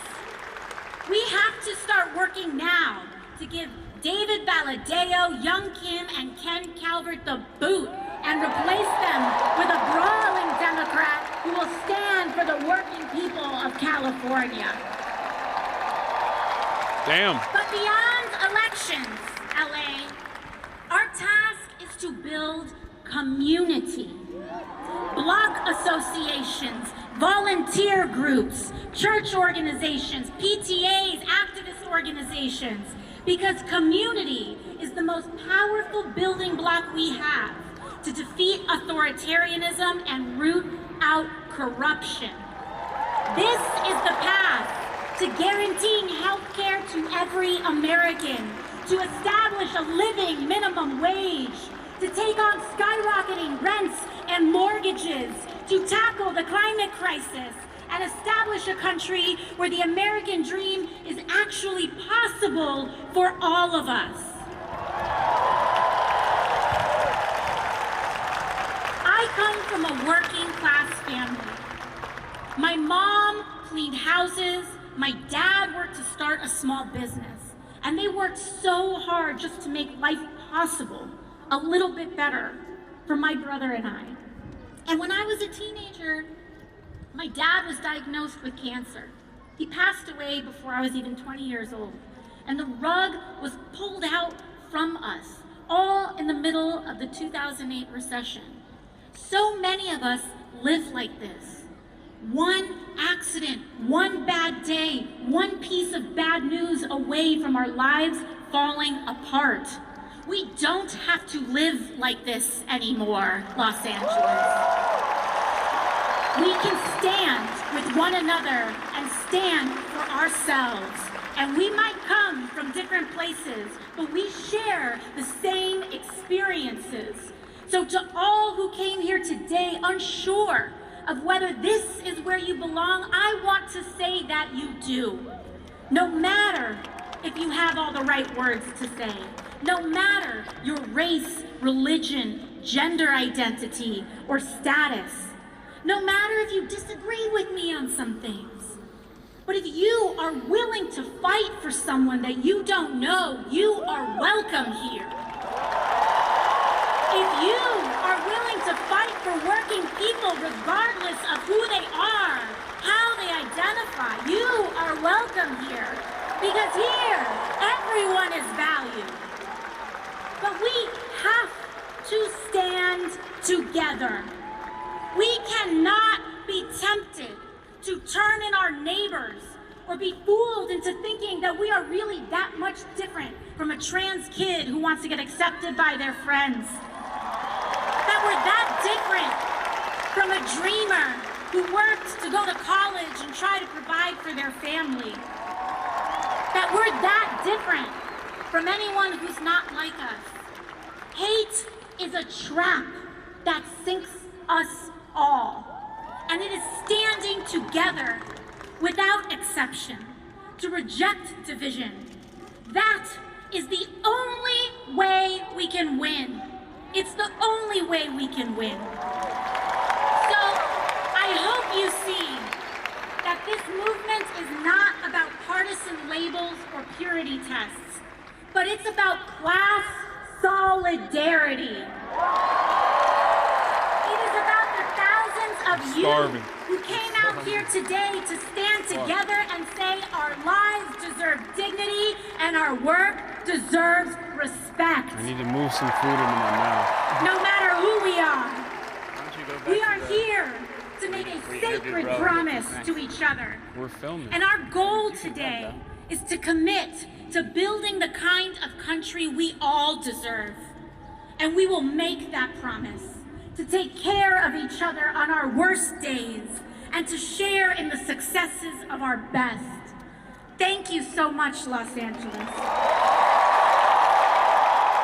And it is my honor here today to introduce someone who has dedicated his life to bringing us together. So let's get loud and let's be grateful because Senator Bernie Sanders is in the building. Come on down, Bernie. Power to the people. Power to the people. Power to the people. Power to the people, right on. Power to the people. Power to the people. Power to the people.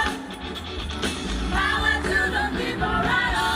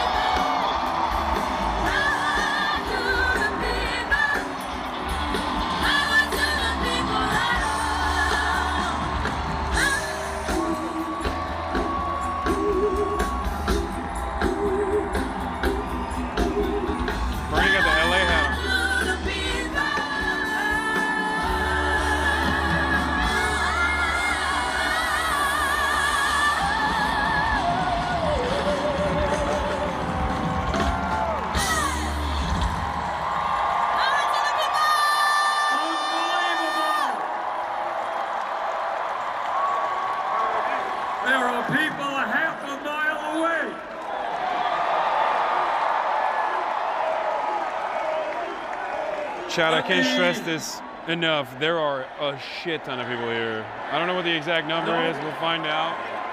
I'll ask the campaign. I'll ask their team. It is you.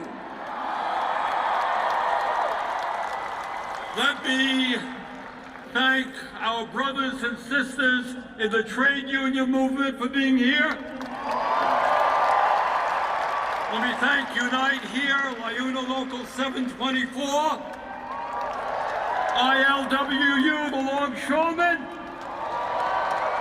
CNA nurses, NNN nurses, NUHW Kaiser nurses, UTLA, UAW, California Labor Federation, AFL-CIO.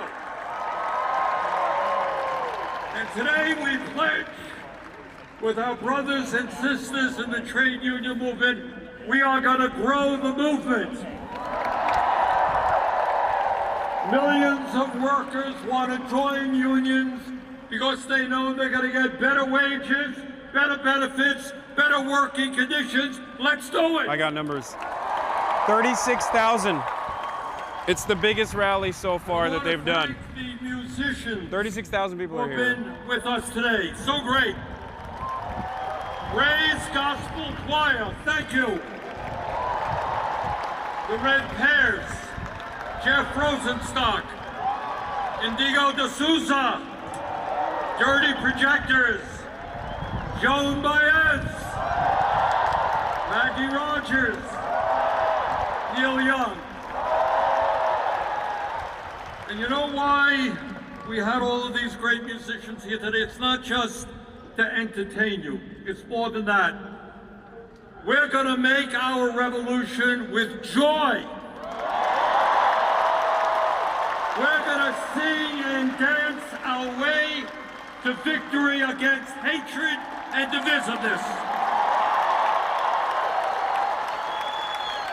So I want to thank all of the musicians who have been with us. And I want to thank the political leaders who have been here, Ro and Pramila and Jimmy. Thank you. And mostly, I want to thank all of you. And I want to tell you something. Is You there a are need for making medical assistance or Donald something? Trump. All right, we need a medic. Medic. Oh. Okay?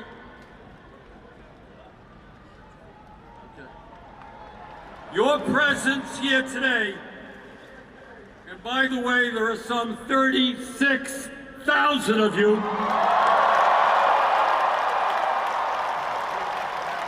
The largest rally that we have ever had.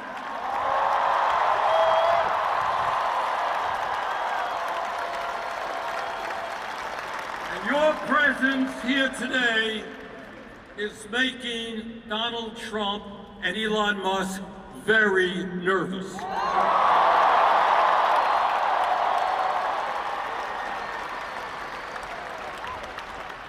Last time we did a rally in Denver, a little bit smaller than this. Thank you, LA. Elon Musk announced everybody at the rally, or most of the people, were paid organizers. Anybody here get paid to come today? Me? No. And Donald Trump, very envious George of sizes. Soros. George Soros paid me. He said, well, Bernie has rallies of 2,000 or 3,000 people, can't compete with Trump. He lied. So I invite the president to come to LA. Tell the people here why you think it's a great idea to cut Medicaid and nutrition and health care so you can give tax breaks to billionaires. The people of LA would love to hear that. So why are we here in LA today? And the answer is obvious. We are living in a moment of extraordinary danger. And how we respond to this moment will not only impact our lives, but will impact the lives of our kids and future generations. And in terms of the climate, it will depend, we can depend on whether or not the planet Earth survives. That's why we're here today. We're living in a moment where a handful of billionaires control the economic and political life of our country. We're living in a moment with a president who has no understanding or respect for the Constitution of the United States. And let us make no doubt about it, moving us rapidly toward an authoritarian form of society. And Mr. Trump, we ain't going there. We are living in a moment where the Republican Party has, to a large degree, become a cult of the individual, obeying Trump's every wish, and at a time of massive income and wealth inequality, right now as we speak, they are plotting about how they can give $1.1 trillion in tax breaks to the 1% and devastate programs that working families need. You know, it's funny, just yesterday, our good friend Elon Musk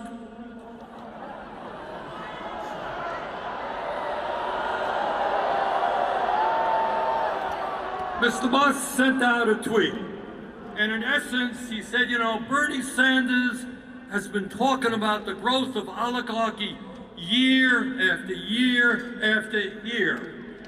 Well, Elon, you're damn right. That's what I've been talking about.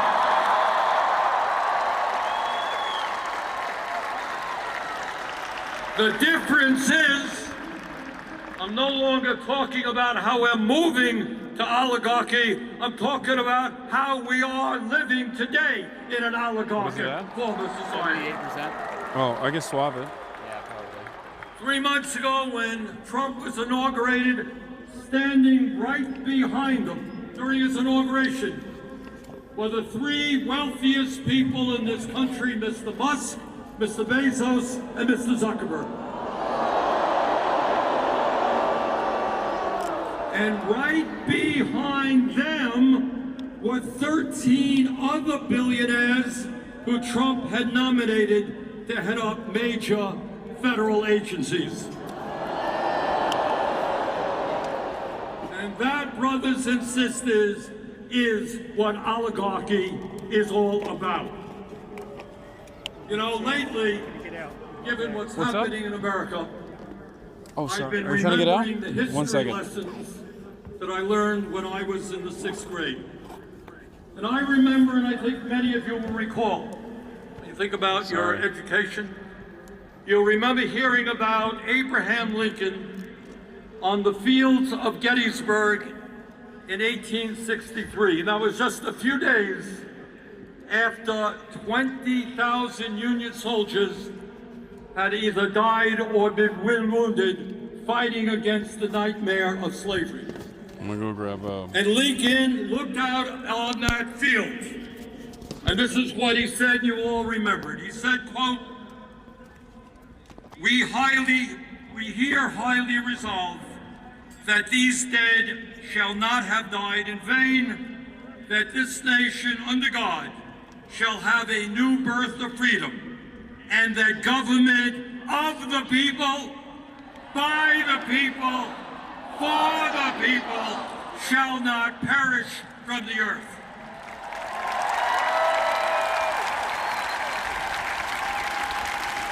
And that is precisely why we are here today. to make sure that government of, by, and for the people does not perish, and that we do not become a government of the billionaire class, by the billionaire class, and for the billionaire class. The American people do not want the richest guy on earth running all over Washington, D.C., decimating the Social Security Administration, making it harder. It's the richest guy on earth, making it harder for old people with disabilities to get the benefits that they paid into.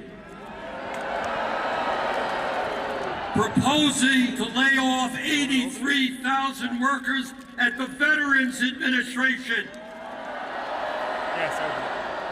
Denying the health care that the men and women who put their lives on the line to defend us deserve. Slashing the Department of Education.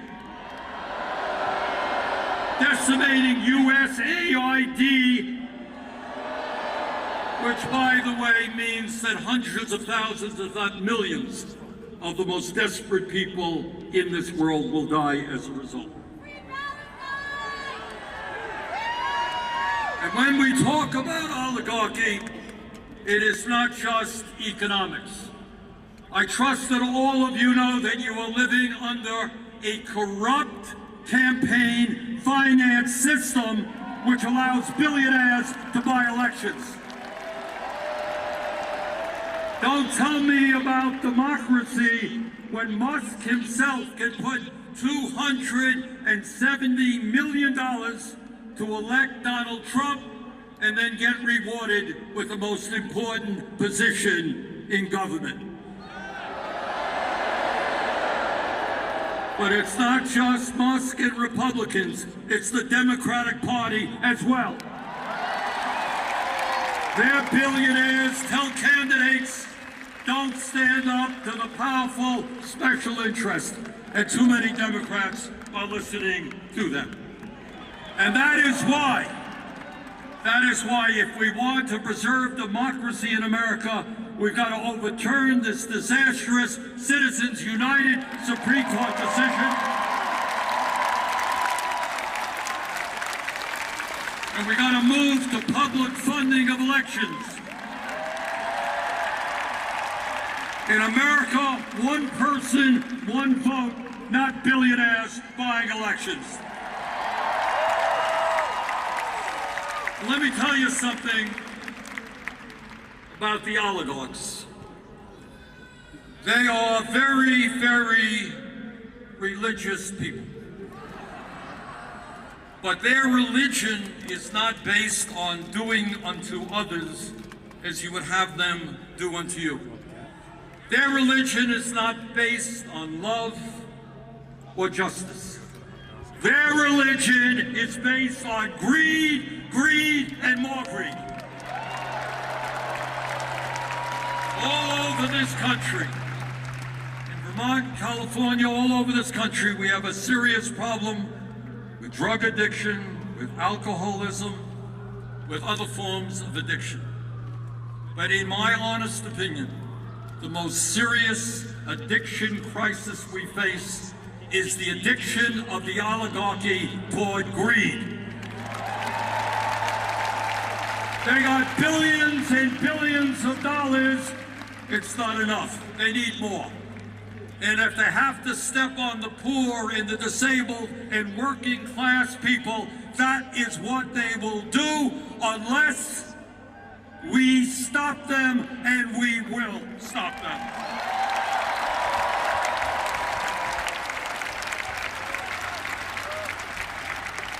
But it's not just oligarchy we are fighting. We're fighting EMT.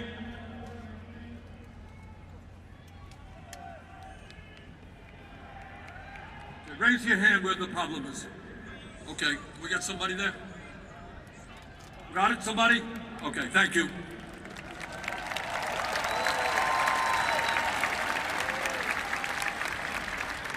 But it's not just oligarchy we are fighting.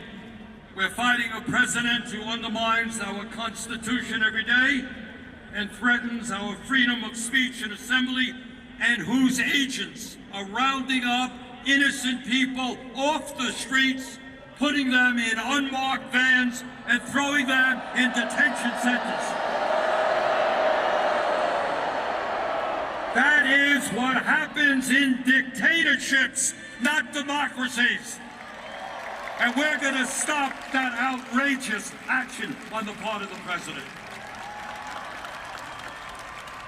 You know, our founding fathers in this country were no dummies. They wrote a constitution and established a form of government with a separation of powers. Remember our reading all about that? You got a legislative body, Congress. You got an executive branch, president. You got a judiciary, the federal courts. And they wrote that document because they had just fought a brutal war against the autocratic King of England. And what they understood as they were forming this new country, that they never wanted to see a nation where one person had unlimited power. Well, Trump wants that power. We are not giving it to him.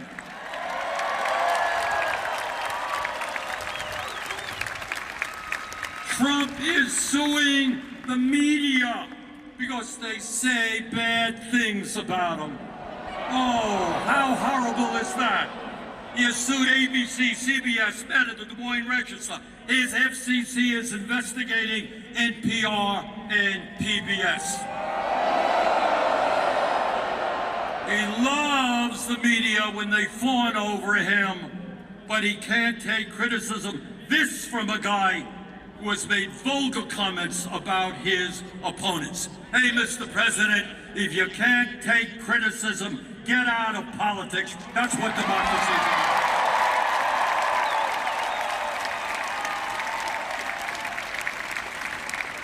Trump is going after the powers of Congress.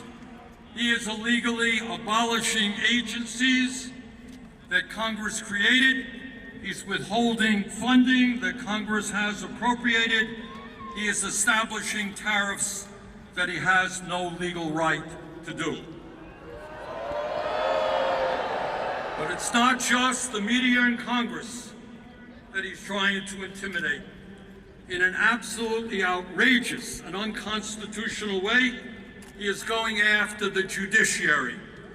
His view is if a decision comes down from a judge that you don't like, you try to get rid of that judge and impeach him or her.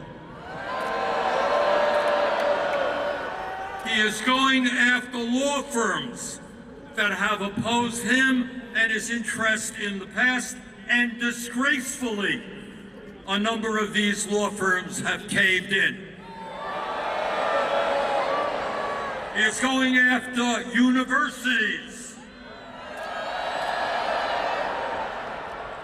You know, the function of a university, school of higher education, is to pursue the truth, not to cave in to an authoritarian president to protect the federal grants they get.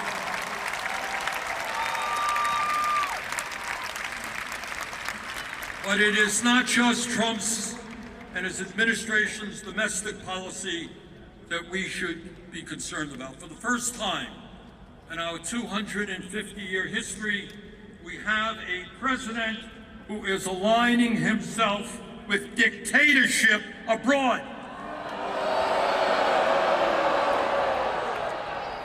No, Mr. Trump, Ukraine did not start that war. Putin and Russia did.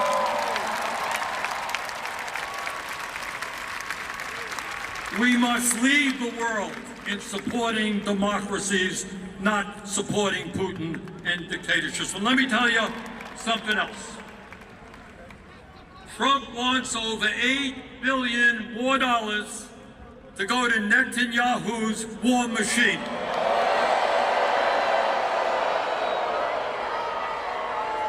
Israel has a right to defend itself against terrorism, but it does not have a right to go to war against the entire Palestinian people.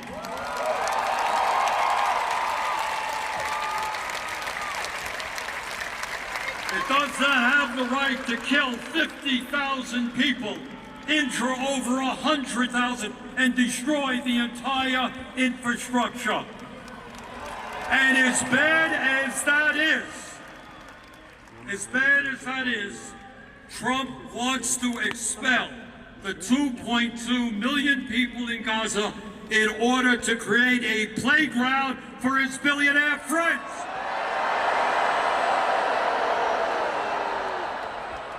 That is beyond insane, and we will never, never let that happen.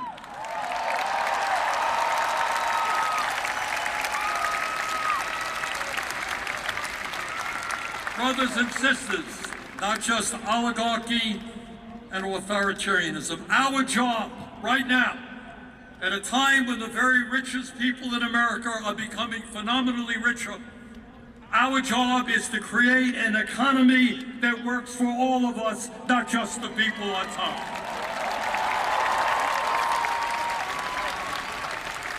All right, I'm going to do something radical here. You ready? I'm going to tell the truth. I'm going to talk about what's really going on in America today, and that is we are living with two Americas. One America, the people on top, have never ever in the history of our country had it so good. Today we have more income and wealth inequality than we have ever had. The three wealthiest people own more wealth than the bottom half of American society, 170 million people. The top 1% owns more wealth than the bottom 90%, and the CEOs of major corporations now earn 300 times what their workers are making. Is there a medical issue? All right, we need an EMT there. Raise your hand, guys.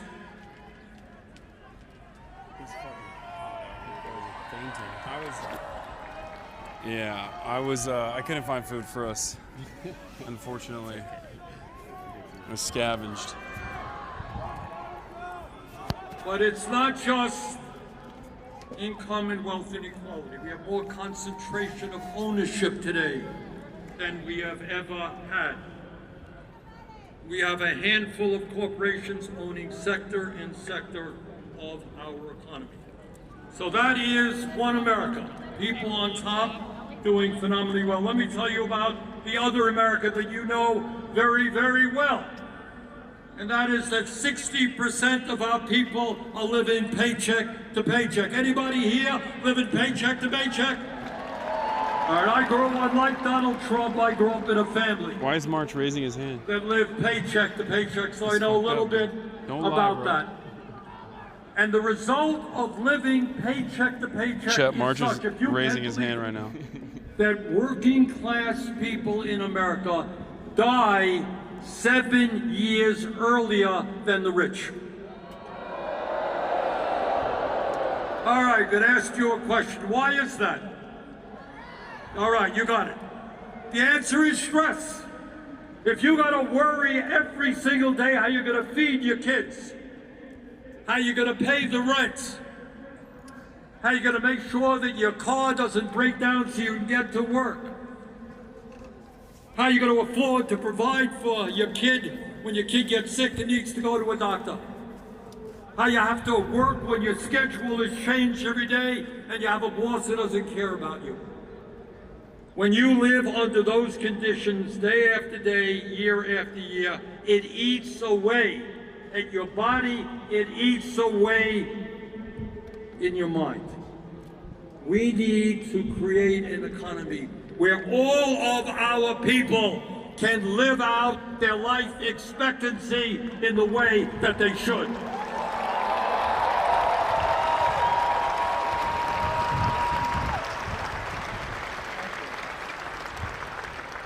You know why people all over this country are angry? In fact, some of them end up voting for Trump. Let me tell you something you don't hear much about in the corporate media or in the halls of Congress. Today, if you can believe it, despite a huge increase in worker productivity, real inflation accounted for wages are lower today than they were 52 years ago. So workers are producing more and more, but all of what they produce, all of the benefits are going to the top 1%. And during that same period, we have seen a $75 trillion transfer of wealth from the bottom 90% to the top 1%. Today in America, half of older workers have nothing in the bank as they face retirement. And 22% of our seniors are living on $15,000 a year or less. And 800,000 Americans are sleeping out on the streets. Today, as I look at this great crowd, I remember another rally that I attended. I wasn't up here, I was way, way back. And that was in 1963. I was in Washington for Dr. Martin Luther King Jr.'s great I Have a Dream speech.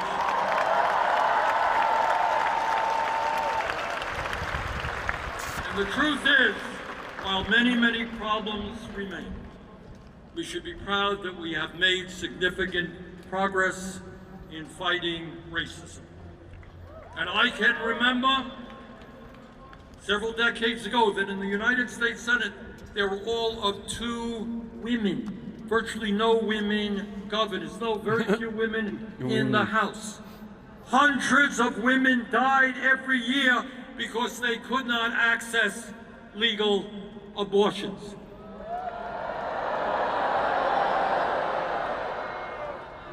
I can remember growing up when young people who were gay were ashamed to acknowledge that and suffered in their silence.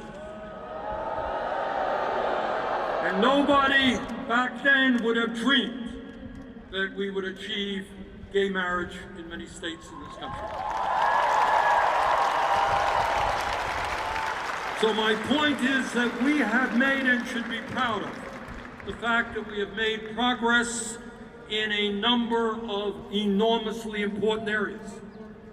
But we should also be conscious that in perhaps the most important issue, the economic struggle that so many Americans are now engaged in, we have lost ground. Back in 1944, President Franklin Delano Roosevelt, one of the great presidents in the history of our country, he gave a State of the Union address. And this is what he said back in 1944. He said, you know what? We are a great country. We have a great constitution. We have freedom of speech, freedom of religion, etc. But what we need to add to that is to understand that economic rights are human rights.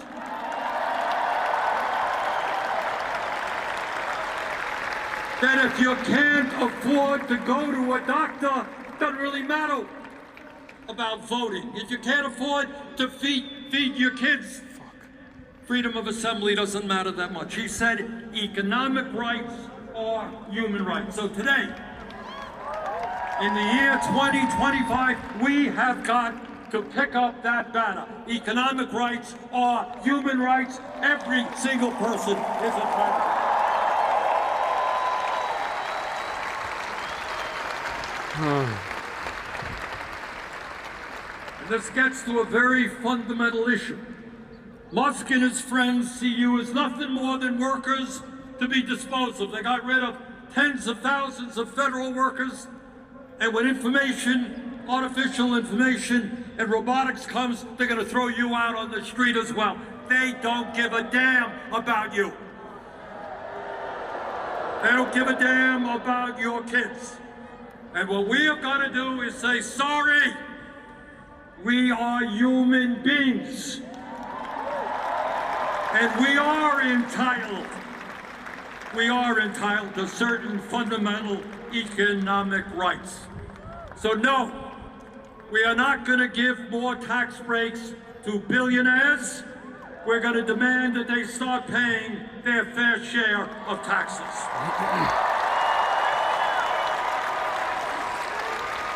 No, we're not going to keep a federal minimum wage of $7.25 an hour. We're going to raise that wage to a living wage. No worker in America should live in poverty. End of discussion.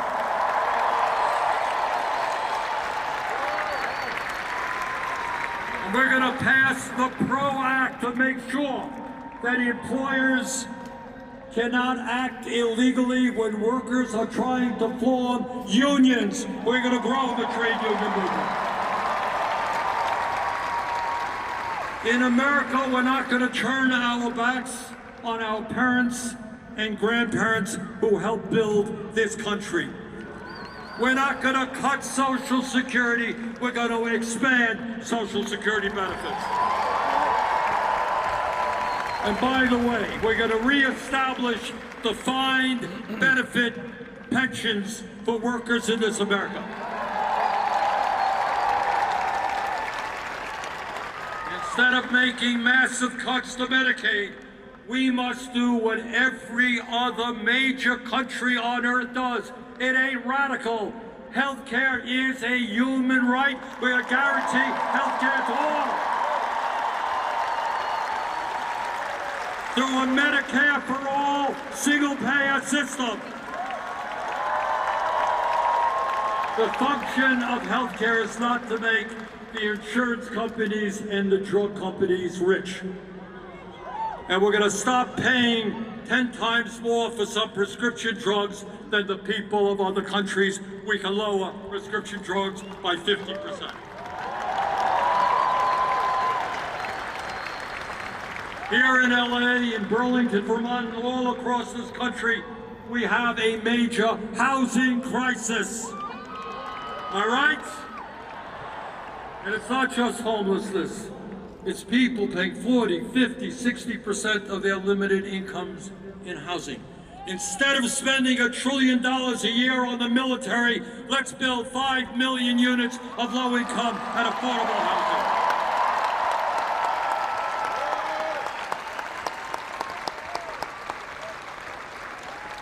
Brothers and sisters, we live in a competitive global economy. And if we're going to effectively compete, we need the best educated workforce in the world. It is nothing less than insane and counterproductive that we have young people leaving higher education $50,000, $80,000 in debt. We need more doctors. You know what doctors are leaving medical school with? $500,000 in debt. Nurses are leaving $100,000 in debt. Education is a human right, from child care through college. We need sheet metal workers. We need carpenters. We need construction workers. We need apprenticeship programs. We need to make public colleges, universities, and trade schools tuition free.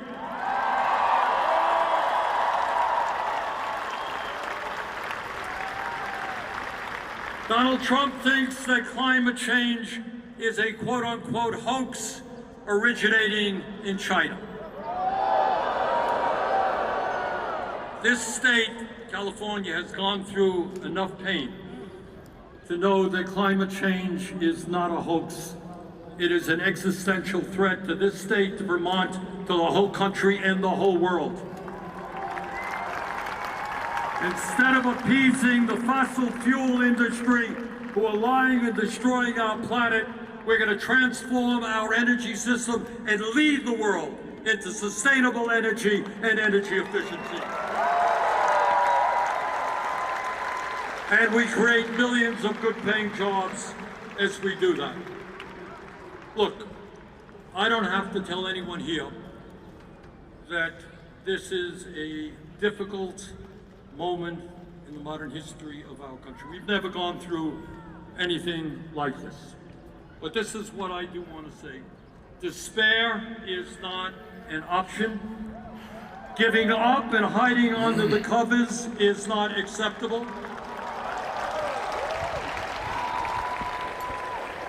The stakes are just too high.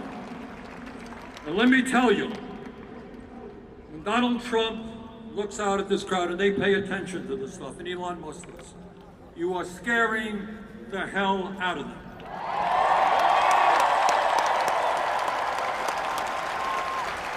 Because they know what you know and what I know, is that they are the 1%, we are the 99%.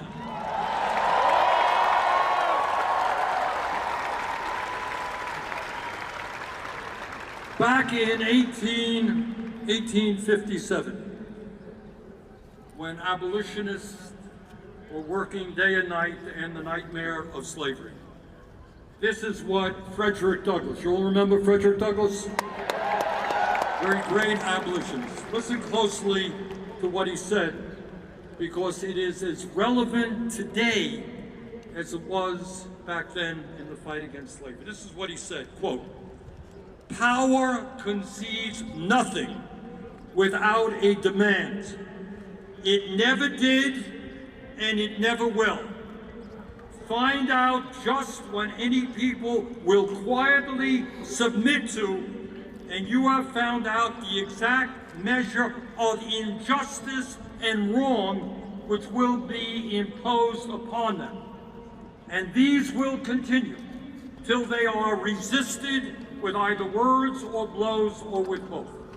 The limits of tyrants are prescribed by the endurance of those whom they oppress."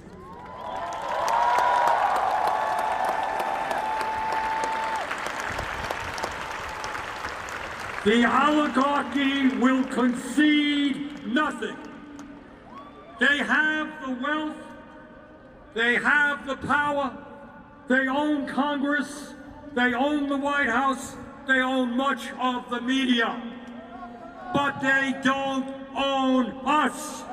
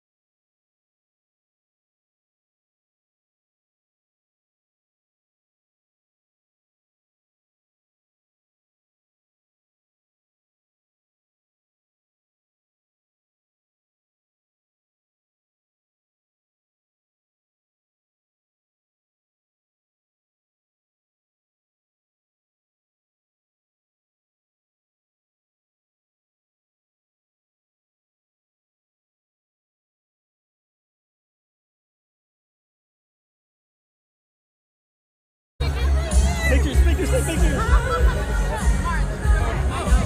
love your stream. We listen to it every day. Thanks for watching, guys. Thanks for being here. Of course. Yeah. Keychains also. It was nice to meet you. Nice to meet you. Hi. Yeah. Thanks. Thanks. Nice to meet you guys. Yeah. Where's Elijah? I've been watching you since H3. Too bad they went through all that. Too bad they went through all It's all that. good. But you, man, it's all What's up, guys? Thank you. Thank you, Hasan. Yeah. You're so tall. Yeah. I want to make you nice too. Yeah. Nice to meet you guys. Can I get a picture? Yeah. He's working. He's on the clock. Respect. Thanks, man. Nice to meet you guys. Thanks for being here. I'm gonna do a 0.5. Okay. Can I do a 0.5 with you? Okay.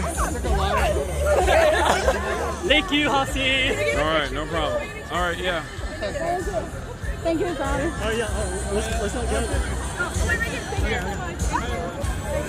I love your Hasan. I just want to thank you because I mean you did just as much as you talked to Chad about changing people's views. Yeah, I was on a different trajectory back in like 5 years ago, and I was gonna become a very different person until I found you during COVID. Hell yeah. So to Chad, like it's true. So thank you. Nice to meet you. Yeah, of course. Thank you. Here's my Danny. All right, we gotta go, guys. We gotta go. All right, last one. Hassan, come on to OC sometime. Thank you. Can you say hi to my friend Violet? Hi, Violet. All right, yeah. Last one. This is the last one. All right, have a good one, guys. All right, let's go this way. Hi. Oh, God. Hi. All right, quick. You gotta snap them real quick. All right. Okay, can we also get a picture? Sure. Could you take it? All right. All right, we gotta go. Okay. Nice to meet you, man. Thank you. All right. What's going on, guys? Can I take a picture? Quick, just take your phones out. All right, nice. Oh, Hassan, yes. What's up? Yeah, there you go. Yo, Hassan, I love you. Oh, nice to meet you guys. Every day. Hell yeah. Thanks for watching, guys. Dude, please. I'm so sorry. We're gonna go like this. Fuck it. Send it. Dude, hell yeah. I love you, bro. Nice to meet you. All right, quick. Thank you.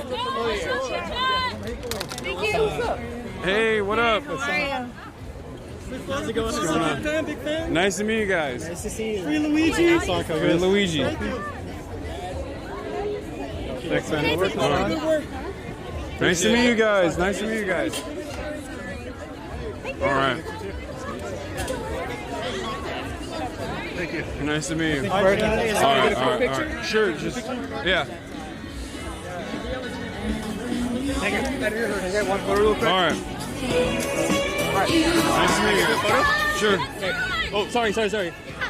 I'm so short, dog. I'm a shorty. Can you please? Yes! Nice to meet you guys. All right, we got to keep walking. Oh, did I fuck it up? No, I saw. All right. Thanks, man. Picture with you, bro? Sure. Thank you for being here, guys. Yeah, thank you for being here. What's up, man? What's going on? I watch you every day, bro. Nice to meet you, man. Thank you. Parasocial. All right, have a good one. Watch you every day, Hassan. Big fan. Nice to meet you guys. Appreciate what you do, man. Thank you so much. Thank you for being here. Can I get a picture? Sure. All right. I'm really sorry. Can I get one too? Yeah.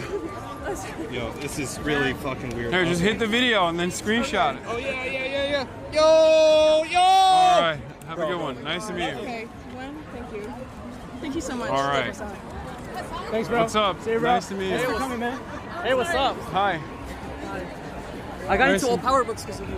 Oh, hell yeah. They're great. Nice to meet you guys. Thanks for being Can I here. butt in real quick? Just real quick? Sure. Thank you. Sorry to harass. Nice shirt, man. Thank you. Free Luigi. Shake your hand. Yeah. Nice to meet you. All I'm right. a real big fan. I've Nice watched to you meet for like you guys. 5 years, man. Thank you. Thank you for watching. Appreciate you so much. Hell yeah. It's an honor. Hey, have a good one. Hassan. Hey, what's up, bro? What's up? What's going on? We gotta get out of here. All right. I think we go that way and then. Second part of the political baddies. All right. My friend is Good super luck. shy. Can she take a picture? Sure. Can you take a picture? Sure. Here, I'll take it. No, it's fine. I got it. I got it. All right. Here you go. Have a good one, guys. Crazy. Sure. Yeah. Here. Thanks. All right. Nice to meet you. Thank you for everything you do. Thank you. All right. Can I please have a photo? I'm so sorry. Sure. All right. Last one. Hi. I love you. Thank you. All right. Have a good one, guys. All right. I'm gonna call. Hi. Hi, Katie from Albania. Hi. Nice to meet you guys. Sure. Thanks, buddy. All right. Okay. Okay. Almost there. We're almost there. What is happening? One of the crazier Okay. warmings we've had. I think that was handled well. You mean like on the that just now, the exit? It's fine. Yeah, it was great. There's going to be a march right here to the ice center. Oh. Hell yeah. Okay. Hold on. I'm calling a car right now. From here, I think this should be. I hope I called it from the right place. Hopefully, fingers crossed. Nice to meet you, man. Hi. Nice to meet you. Appreciate it.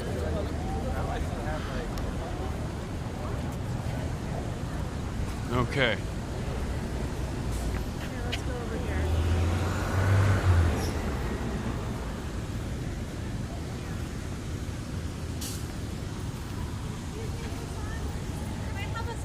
Sure. Thank you so much. My girlfriend and I love you so much. Hi. It's nice to meet you. Nice to meet you. You want to take a photo? Thank you so much. No problem. Have a good one. Whew. All right. We are. Oh shit. Yo, I love you. Can I get a photo with you, man? Yeah. My friend Brandon wants to get a photo too. Hold on. 6 minutes out. Oh man, you're fucking humongous. Nice to meet you, man. Nice to meet you too, bro. I love you. Sure. Thank you so much. Thank you. Nice to meet you. What's up, man? Nice to meet you. Nice to meet you. Watch your stream on YouTube. Hell yeah. Live stream. Nice to meet you, man. Nice to meet you as well. Oh, it's just the mic. Okay. Just holding it to people.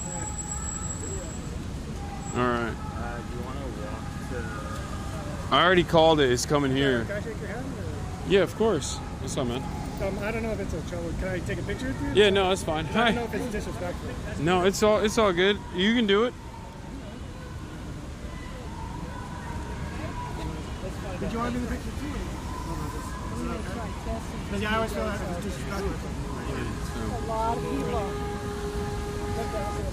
All right, I called it to that corner. We're good. Is it okay? Yeah. Do you want to be in it too?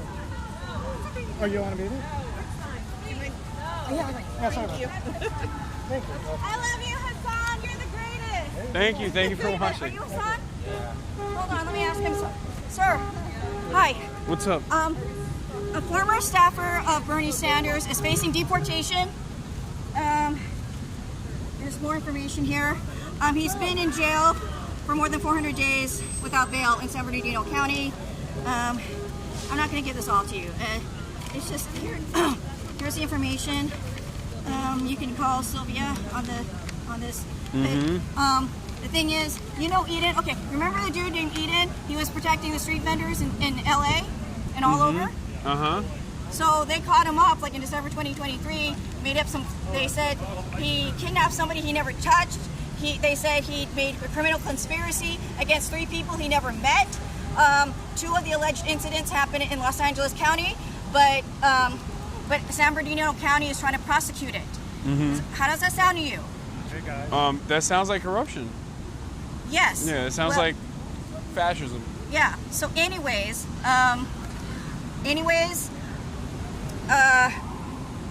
he has a court hearing next month. But anyways, he has been in jail for more than 400 days without bail. During that time, he suffered internal bleeding. He was having difficulties seeing a specialist. Okay, his lawyers have tried to like get the trust. What's the plan? What do you want to mobilize around? Okay, so we want to look into corruption around in San Bernardino County. I'm sorry about that. San Bernardino County. We're asking representatives and organizations to please ask for Eden's immediate release. Publicly demand his immediate release. Call for a federal investigation in San Bernardino County law enforcement corruption, including the roles of Fontana PD, Mayor Warren, and the San Bernardino County Sheriff's Department. Highlight Eden's case and mobilize your progressive network. Okay, thank you. All right, I'll see what we can do. Well, do you need a contact info or anything like that? And all right. Actually, you can call her. Okay, all right, you gave me that. You gave me that piece of paper. All right, I'm nice to meet you. sorry to take up your time, sir. No, it's all good. Nice to meet you. Yeah, and I did some stuff for KPFK on this, so. All right. Okay, but yeah, thank you for coming here. Have a good day. Was I recorded live? Or? Oh yeah, this was recorded. Yeah. Oh, cool. Yeah. I mean, I don't like to be recorded, but. Oh, I'm sorry. I didn't know. But you know what? No, keep it because I'm going to do this for Eden. Okay. I used to work with him. I've seen his work. He does great work. He does fight like hell for people he doesn't know, and he deserves, freedom. Yes, he deserves freedom. He deserves support. He deserves freedom. Right. He showed up for a lot of people, and people need to show up for him. All right. Nice to meet you. Have a good one. All right, guys. My Uber's about to be here, so we gotta snap him quick. Did you get it? All right. Thank you. Let's do it. Yeah. Let's do it. Okay. No, of course. Come on. Take it while you're in it with them? No, I don't know. I actually don't know. No worries. Nice to meet you. I really like your podcast. What you had. I don't like you as much as Will. But you hear that? Marge. Will is a bigger fan out here. Yeah. Hey, I like you better than Austin. Okay, that's good. I'll take that. Thank you. All right. So I just want to give you a big thanks, Hasan. You've got my son into politics. Yeah. Hell yeah. Nice to meet you guys. Can I get a picture? Yeah. Thanks, man. Can I get a picture real quick? Sure. This is my tier 1 2-year sub anniversary, bro. Hell I yeah. appreciate everything you've done for me. Nice to meet you guys. Of course. Sorry.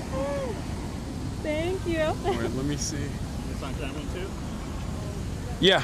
1 second. No problem. No, it's cool. It's on Hill. I don't know where that is. He's trying to move. He's trying to make a left here. Uh-oh, cops are actually stopping. We should go to him. Yeah. All right. Yeah. All right, we gotta run. I'm sorry. Wait, that is Hill. Okay. Yeah. What's up? Hi. Do you remember? Hell yeah. How are you? Nice to meet you again. Yourself, man. Hi. Oh, thank you. Where is it, son? Walking to you. Sure. Hi.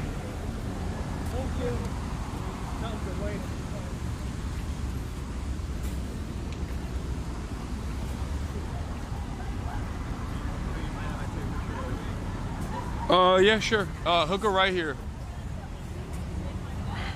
Sorry, dude. All right, let's cross quick. Yo. And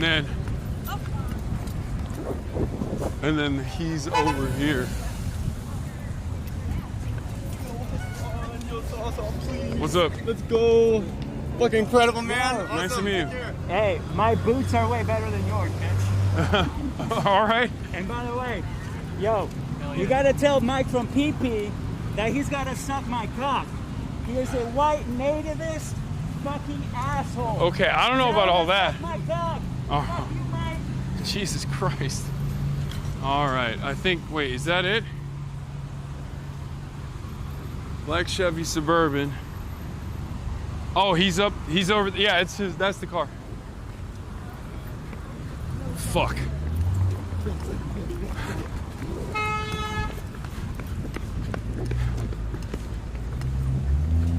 All right.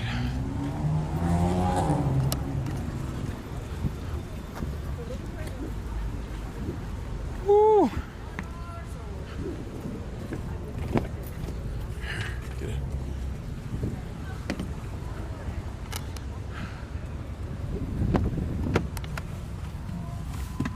Holy moly. All right, perfect. Thank you. All right. 29 minutes. All right.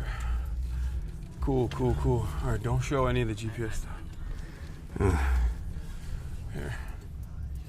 Dude, I have a massive headache. Still? From the sun, I think. Like, it was already a headache, but here. Take this. That was good. What did you think? I think so, too. 36,000 people. Yeah, it's a lot. So many of them Marchy fans. That's why the numbers are growing. Yeah, March heads rise up. There's dozens of us now. Dude. I guess there was also like Bernie and stuff there too. I think they were there for you. Honestly, it felt like it. I could feel it in the crowd. They were there. They were there. They were going Marchy. They say Marchy poo. Yeah, I think I've been to the Philharmonic up the road there before. I went to this is the most fucking March thing ever. So prepare to roll your eyes. But that where we were at in front of the City Hall, went to a rave there last year. There was a rave in front of City Hall? Yeah, it's called Skyline. That's crazy. It's pretty sick, actually. Okay.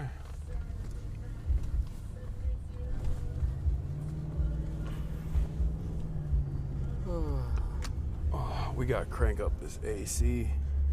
God damn, Yeah, you can control Yeah, it. I got it. Thank you. I'm turned, but well controlled. All right, I got it. Thank you. Guys, Cutie Oh Cinderella shit! is AOC's back team just texted me. Oh, do you want to get out? No. I mean, they text you to talk to her, or just? Yeah. Well, we can come back. I mean, maybe. We can hop out.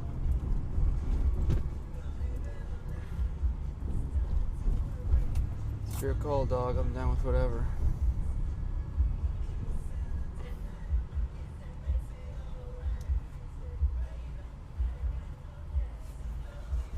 Whoo, goddamn.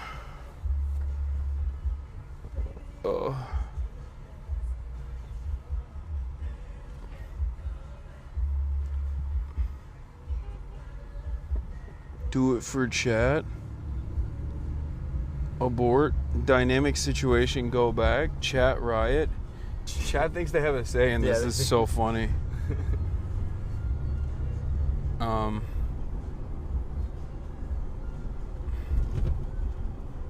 Chat thinks they have a say in this process.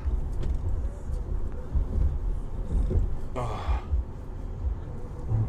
And you know what? They do.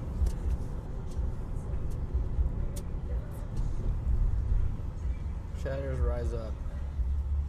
There's only one of him. You're talking a big game.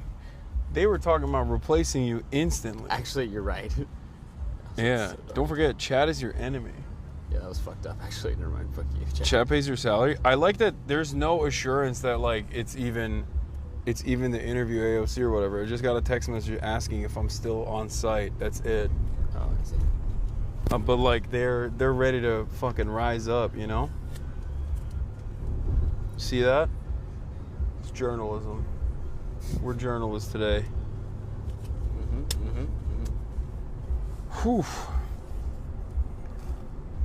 We roll up in the press pit. It's not a big deal to us.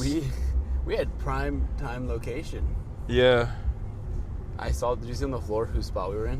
What? Did you see on the floor whose spot we were in? Whose spot? The Los Angeles Times spot. Oh, I saw. No, I think the photojournalist was next to us. Yeah. The LA Times photojournalist was. I think I don't know. I couldn't read chat while we were watching, but I feel like the long lens made the viewing experience better. I think so. Chat, did you guys like the long lens? Oh. Seemed to be engaged. Oh, crap. Yeah, we flipped it. We flipped the lens.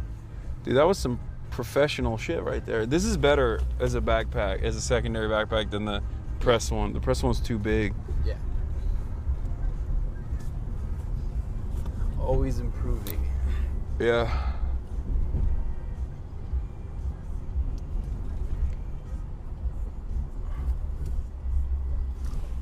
Ooh.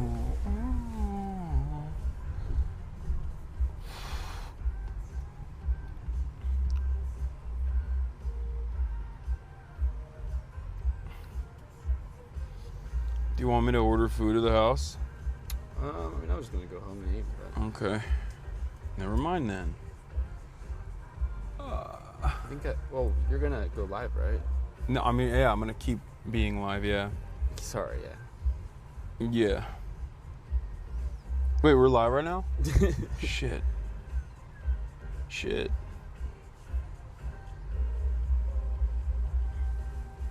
I think I didn't say what I really think about chat.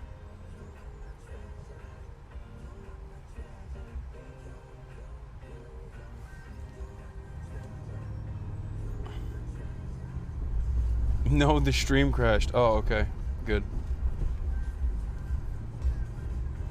Don't apologize, March. Curse him out instead. Remember, their allegiance to you is on shaky ground. Yeah, I thought they had my back. They will replace you in a moment's notice. You can't replace me. Oh my god. I simply have too much aura. Shaky Gurga. Pee pee poo poo. The thing is, like, typical production Andes, typical cameramen, like, they might be good cameramen, but they're all swagless. No, people, that's true. You do have them on the swag category. Also, I think a lot of people have no idea, like, what you could be a seasoned veteran of, like, many, many years working for, like, a professional news team or whatever, but, like, our breakup setup time is not even comparable to the average news team. It would break a production Andy's mind. Yeah. Not to say that, like, what they don't do isn't equally as difficult and impressive. It's just different. That's what I'm saying. I'm saying it's not as equally impressive. Oh yeah, no, it's bad. It's actually so. I'm saying that. Okay.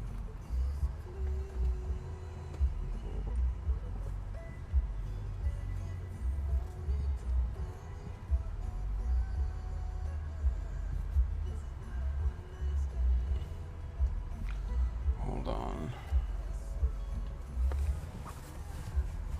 Oof.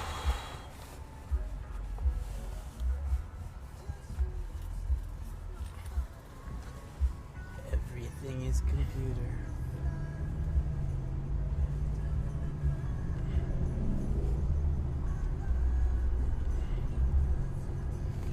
Let's see if my parents pick up. Alo anne, evde misiniz? Evde misiniz? Okey. Mesaj gönderdim ama görmediniz galiba. Cevap vermediniz. Yemek var mı, tavuk var mı, hazırlayabilir misiniz? Ben 20 dakikaya falan geliyorum eve dedim. Okey, ben o zaman kendim sipariş veririm kendime yemek. Sen istiyor musun bir şey?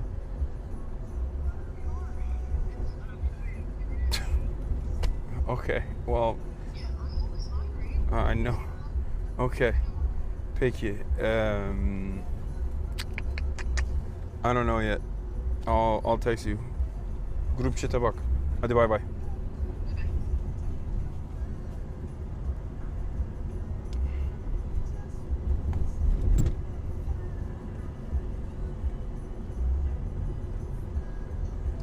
I'm getting the one one thing. Always hungry. Oh yeah, you heard her.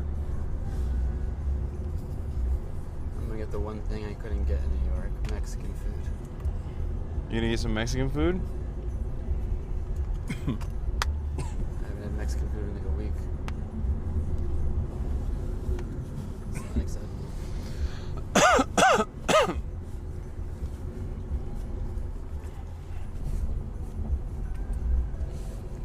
Why hasn't Hassan taken Chad's order yet? Yeah, no. Nothing for you. You're starving. I'm really starving. What are you ordering? This place? You love that place, bro. Well, it's close, and also it's really good. Have you never had it? You know what? I'm gonna get that too. Here. Always copying me. Bro, just here. Jump on your order? Yeah. Then I have to wait. Okay. Don't jump on my order. Oh my god, you could just buy straight up a pound of grilled chicken.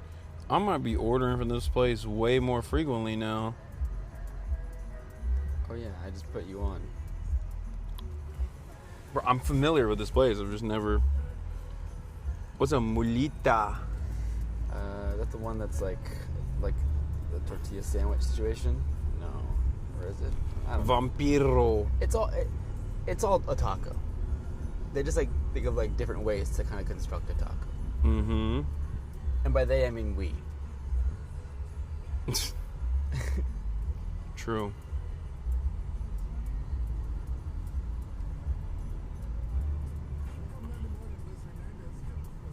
Asada perron. What's perron? Again, it's the same.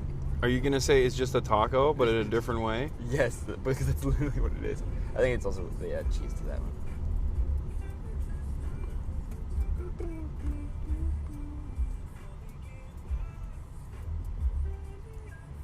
Hi, Taco Andy today.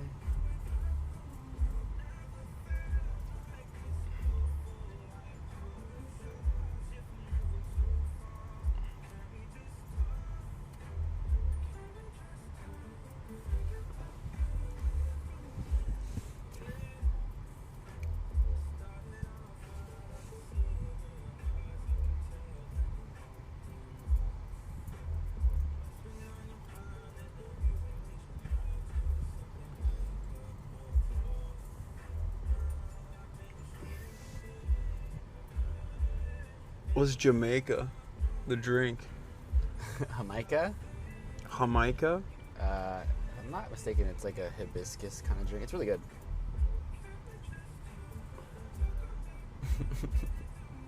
Jamaica.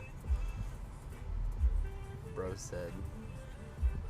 Bro is not Latino. It's true. It's like a hibiscus fruit tea, yeah. It's fucking pog. I mean, Mexicans are Turks. So by that, in my heart, in my mind, in my soul, I am Latina. Not even Latino, Latina. Yeah. Bro is such a himbo. Jamaica tea is hibiscus tea. Jamaica. You know we don't pronounce the J with a J. Jamaica. Yeah. What am I saying? I'm Asian. I don't know what any of this means. Yeah, what are you talking about, bro? You sound real Hispanic right now. You guys You mind sound if, positively Hispanic to me. You guys mind if a white boy speaks a little Espanol tonight? Nah, that was the coolest you've ever been. Where was that? Oh, in Vegas. In Vegas. You just started spitting, dude. That was crazy.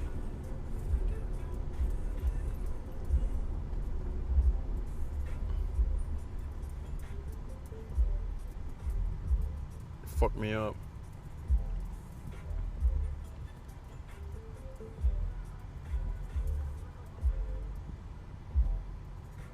Do you want anything? Or no? Ordered. Wow, bro. You just want to hang out with me. Just say it.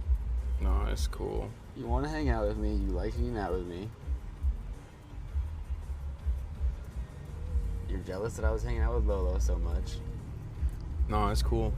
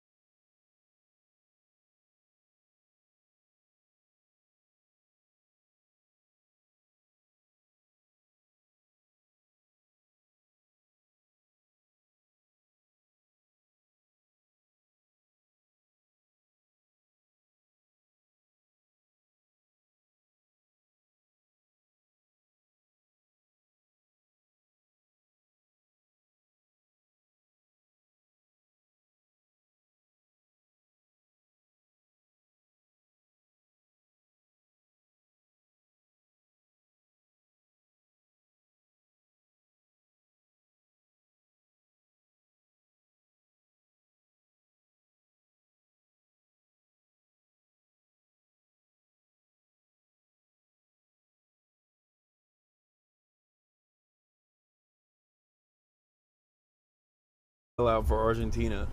That's how Javier Milei is saving the country, guys.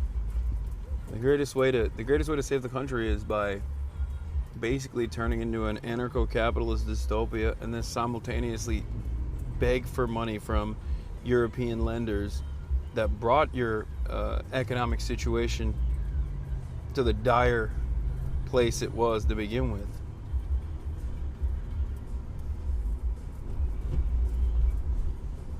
That was really done.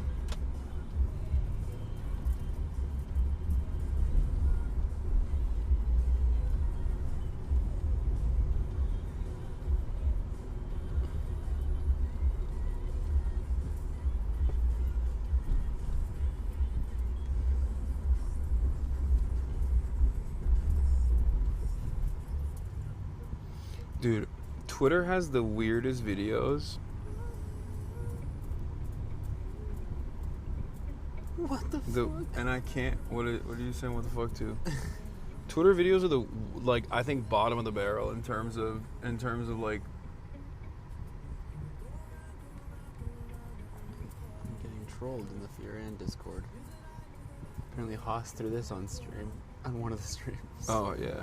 Oh, you mean you, but in plushie form? So cute.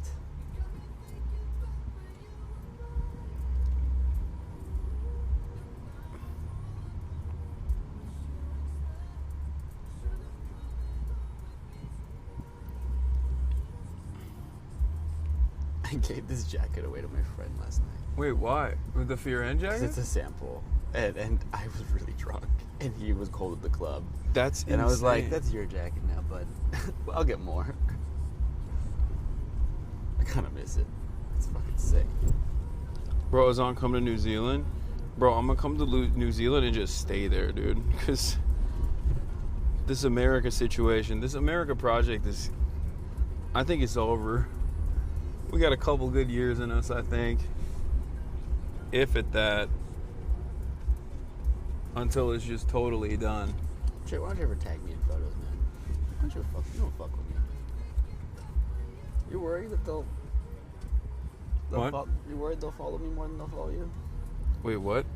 What are you talking about? You never tag me. You just use me. Oh shit! I know. I'm sorry. I'm so bad at that. Just admit, It's my most. You're trying to keep. He's trying to suppress. I'm gatekeeping you. I'm He's trying to gatekeeping gatekeep me. You know what it is? I think Unmuzzle me. It's my most Unmute boomer. us. It's my most boomer quality. Unmute us. I want to repost it, but I can't.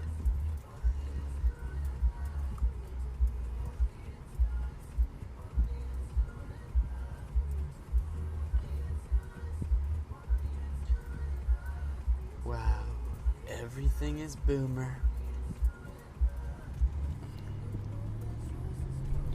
iDubbbz announced that Content Cop returns. Oh, it's a big deal. Who's it going to be about? What we do here is go back. They can't see that. Content Cop returns April 16th. Damn, as soon as hell. 4 days. Love a good Content Cop.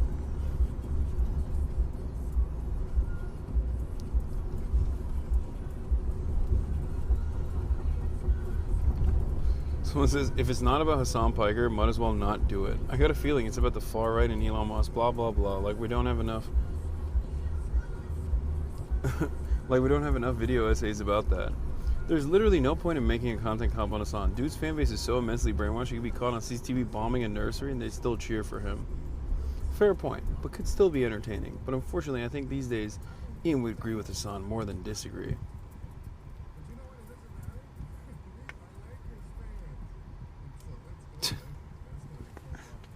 I love how delusional these fucking people are.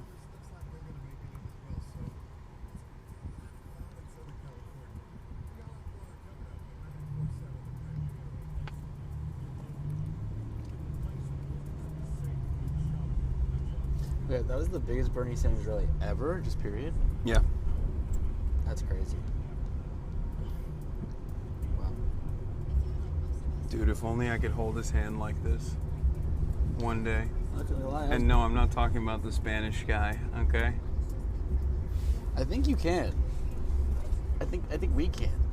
Dude, that is the most insane. We have a higher likelihood of talking to the American president. We have a higher likelihood of talking to Trump. Actually, we do have a higher likelihood of talking to Trump. I think if we go and just like unveil the beauty of China to the Western world, he'll dig our vibe so much that he'll appreciate it, you think? Yeah, he'll privately request to meet us. We should probably hide the camera at this point. Okay. Yeah. You know? Sorry, chat.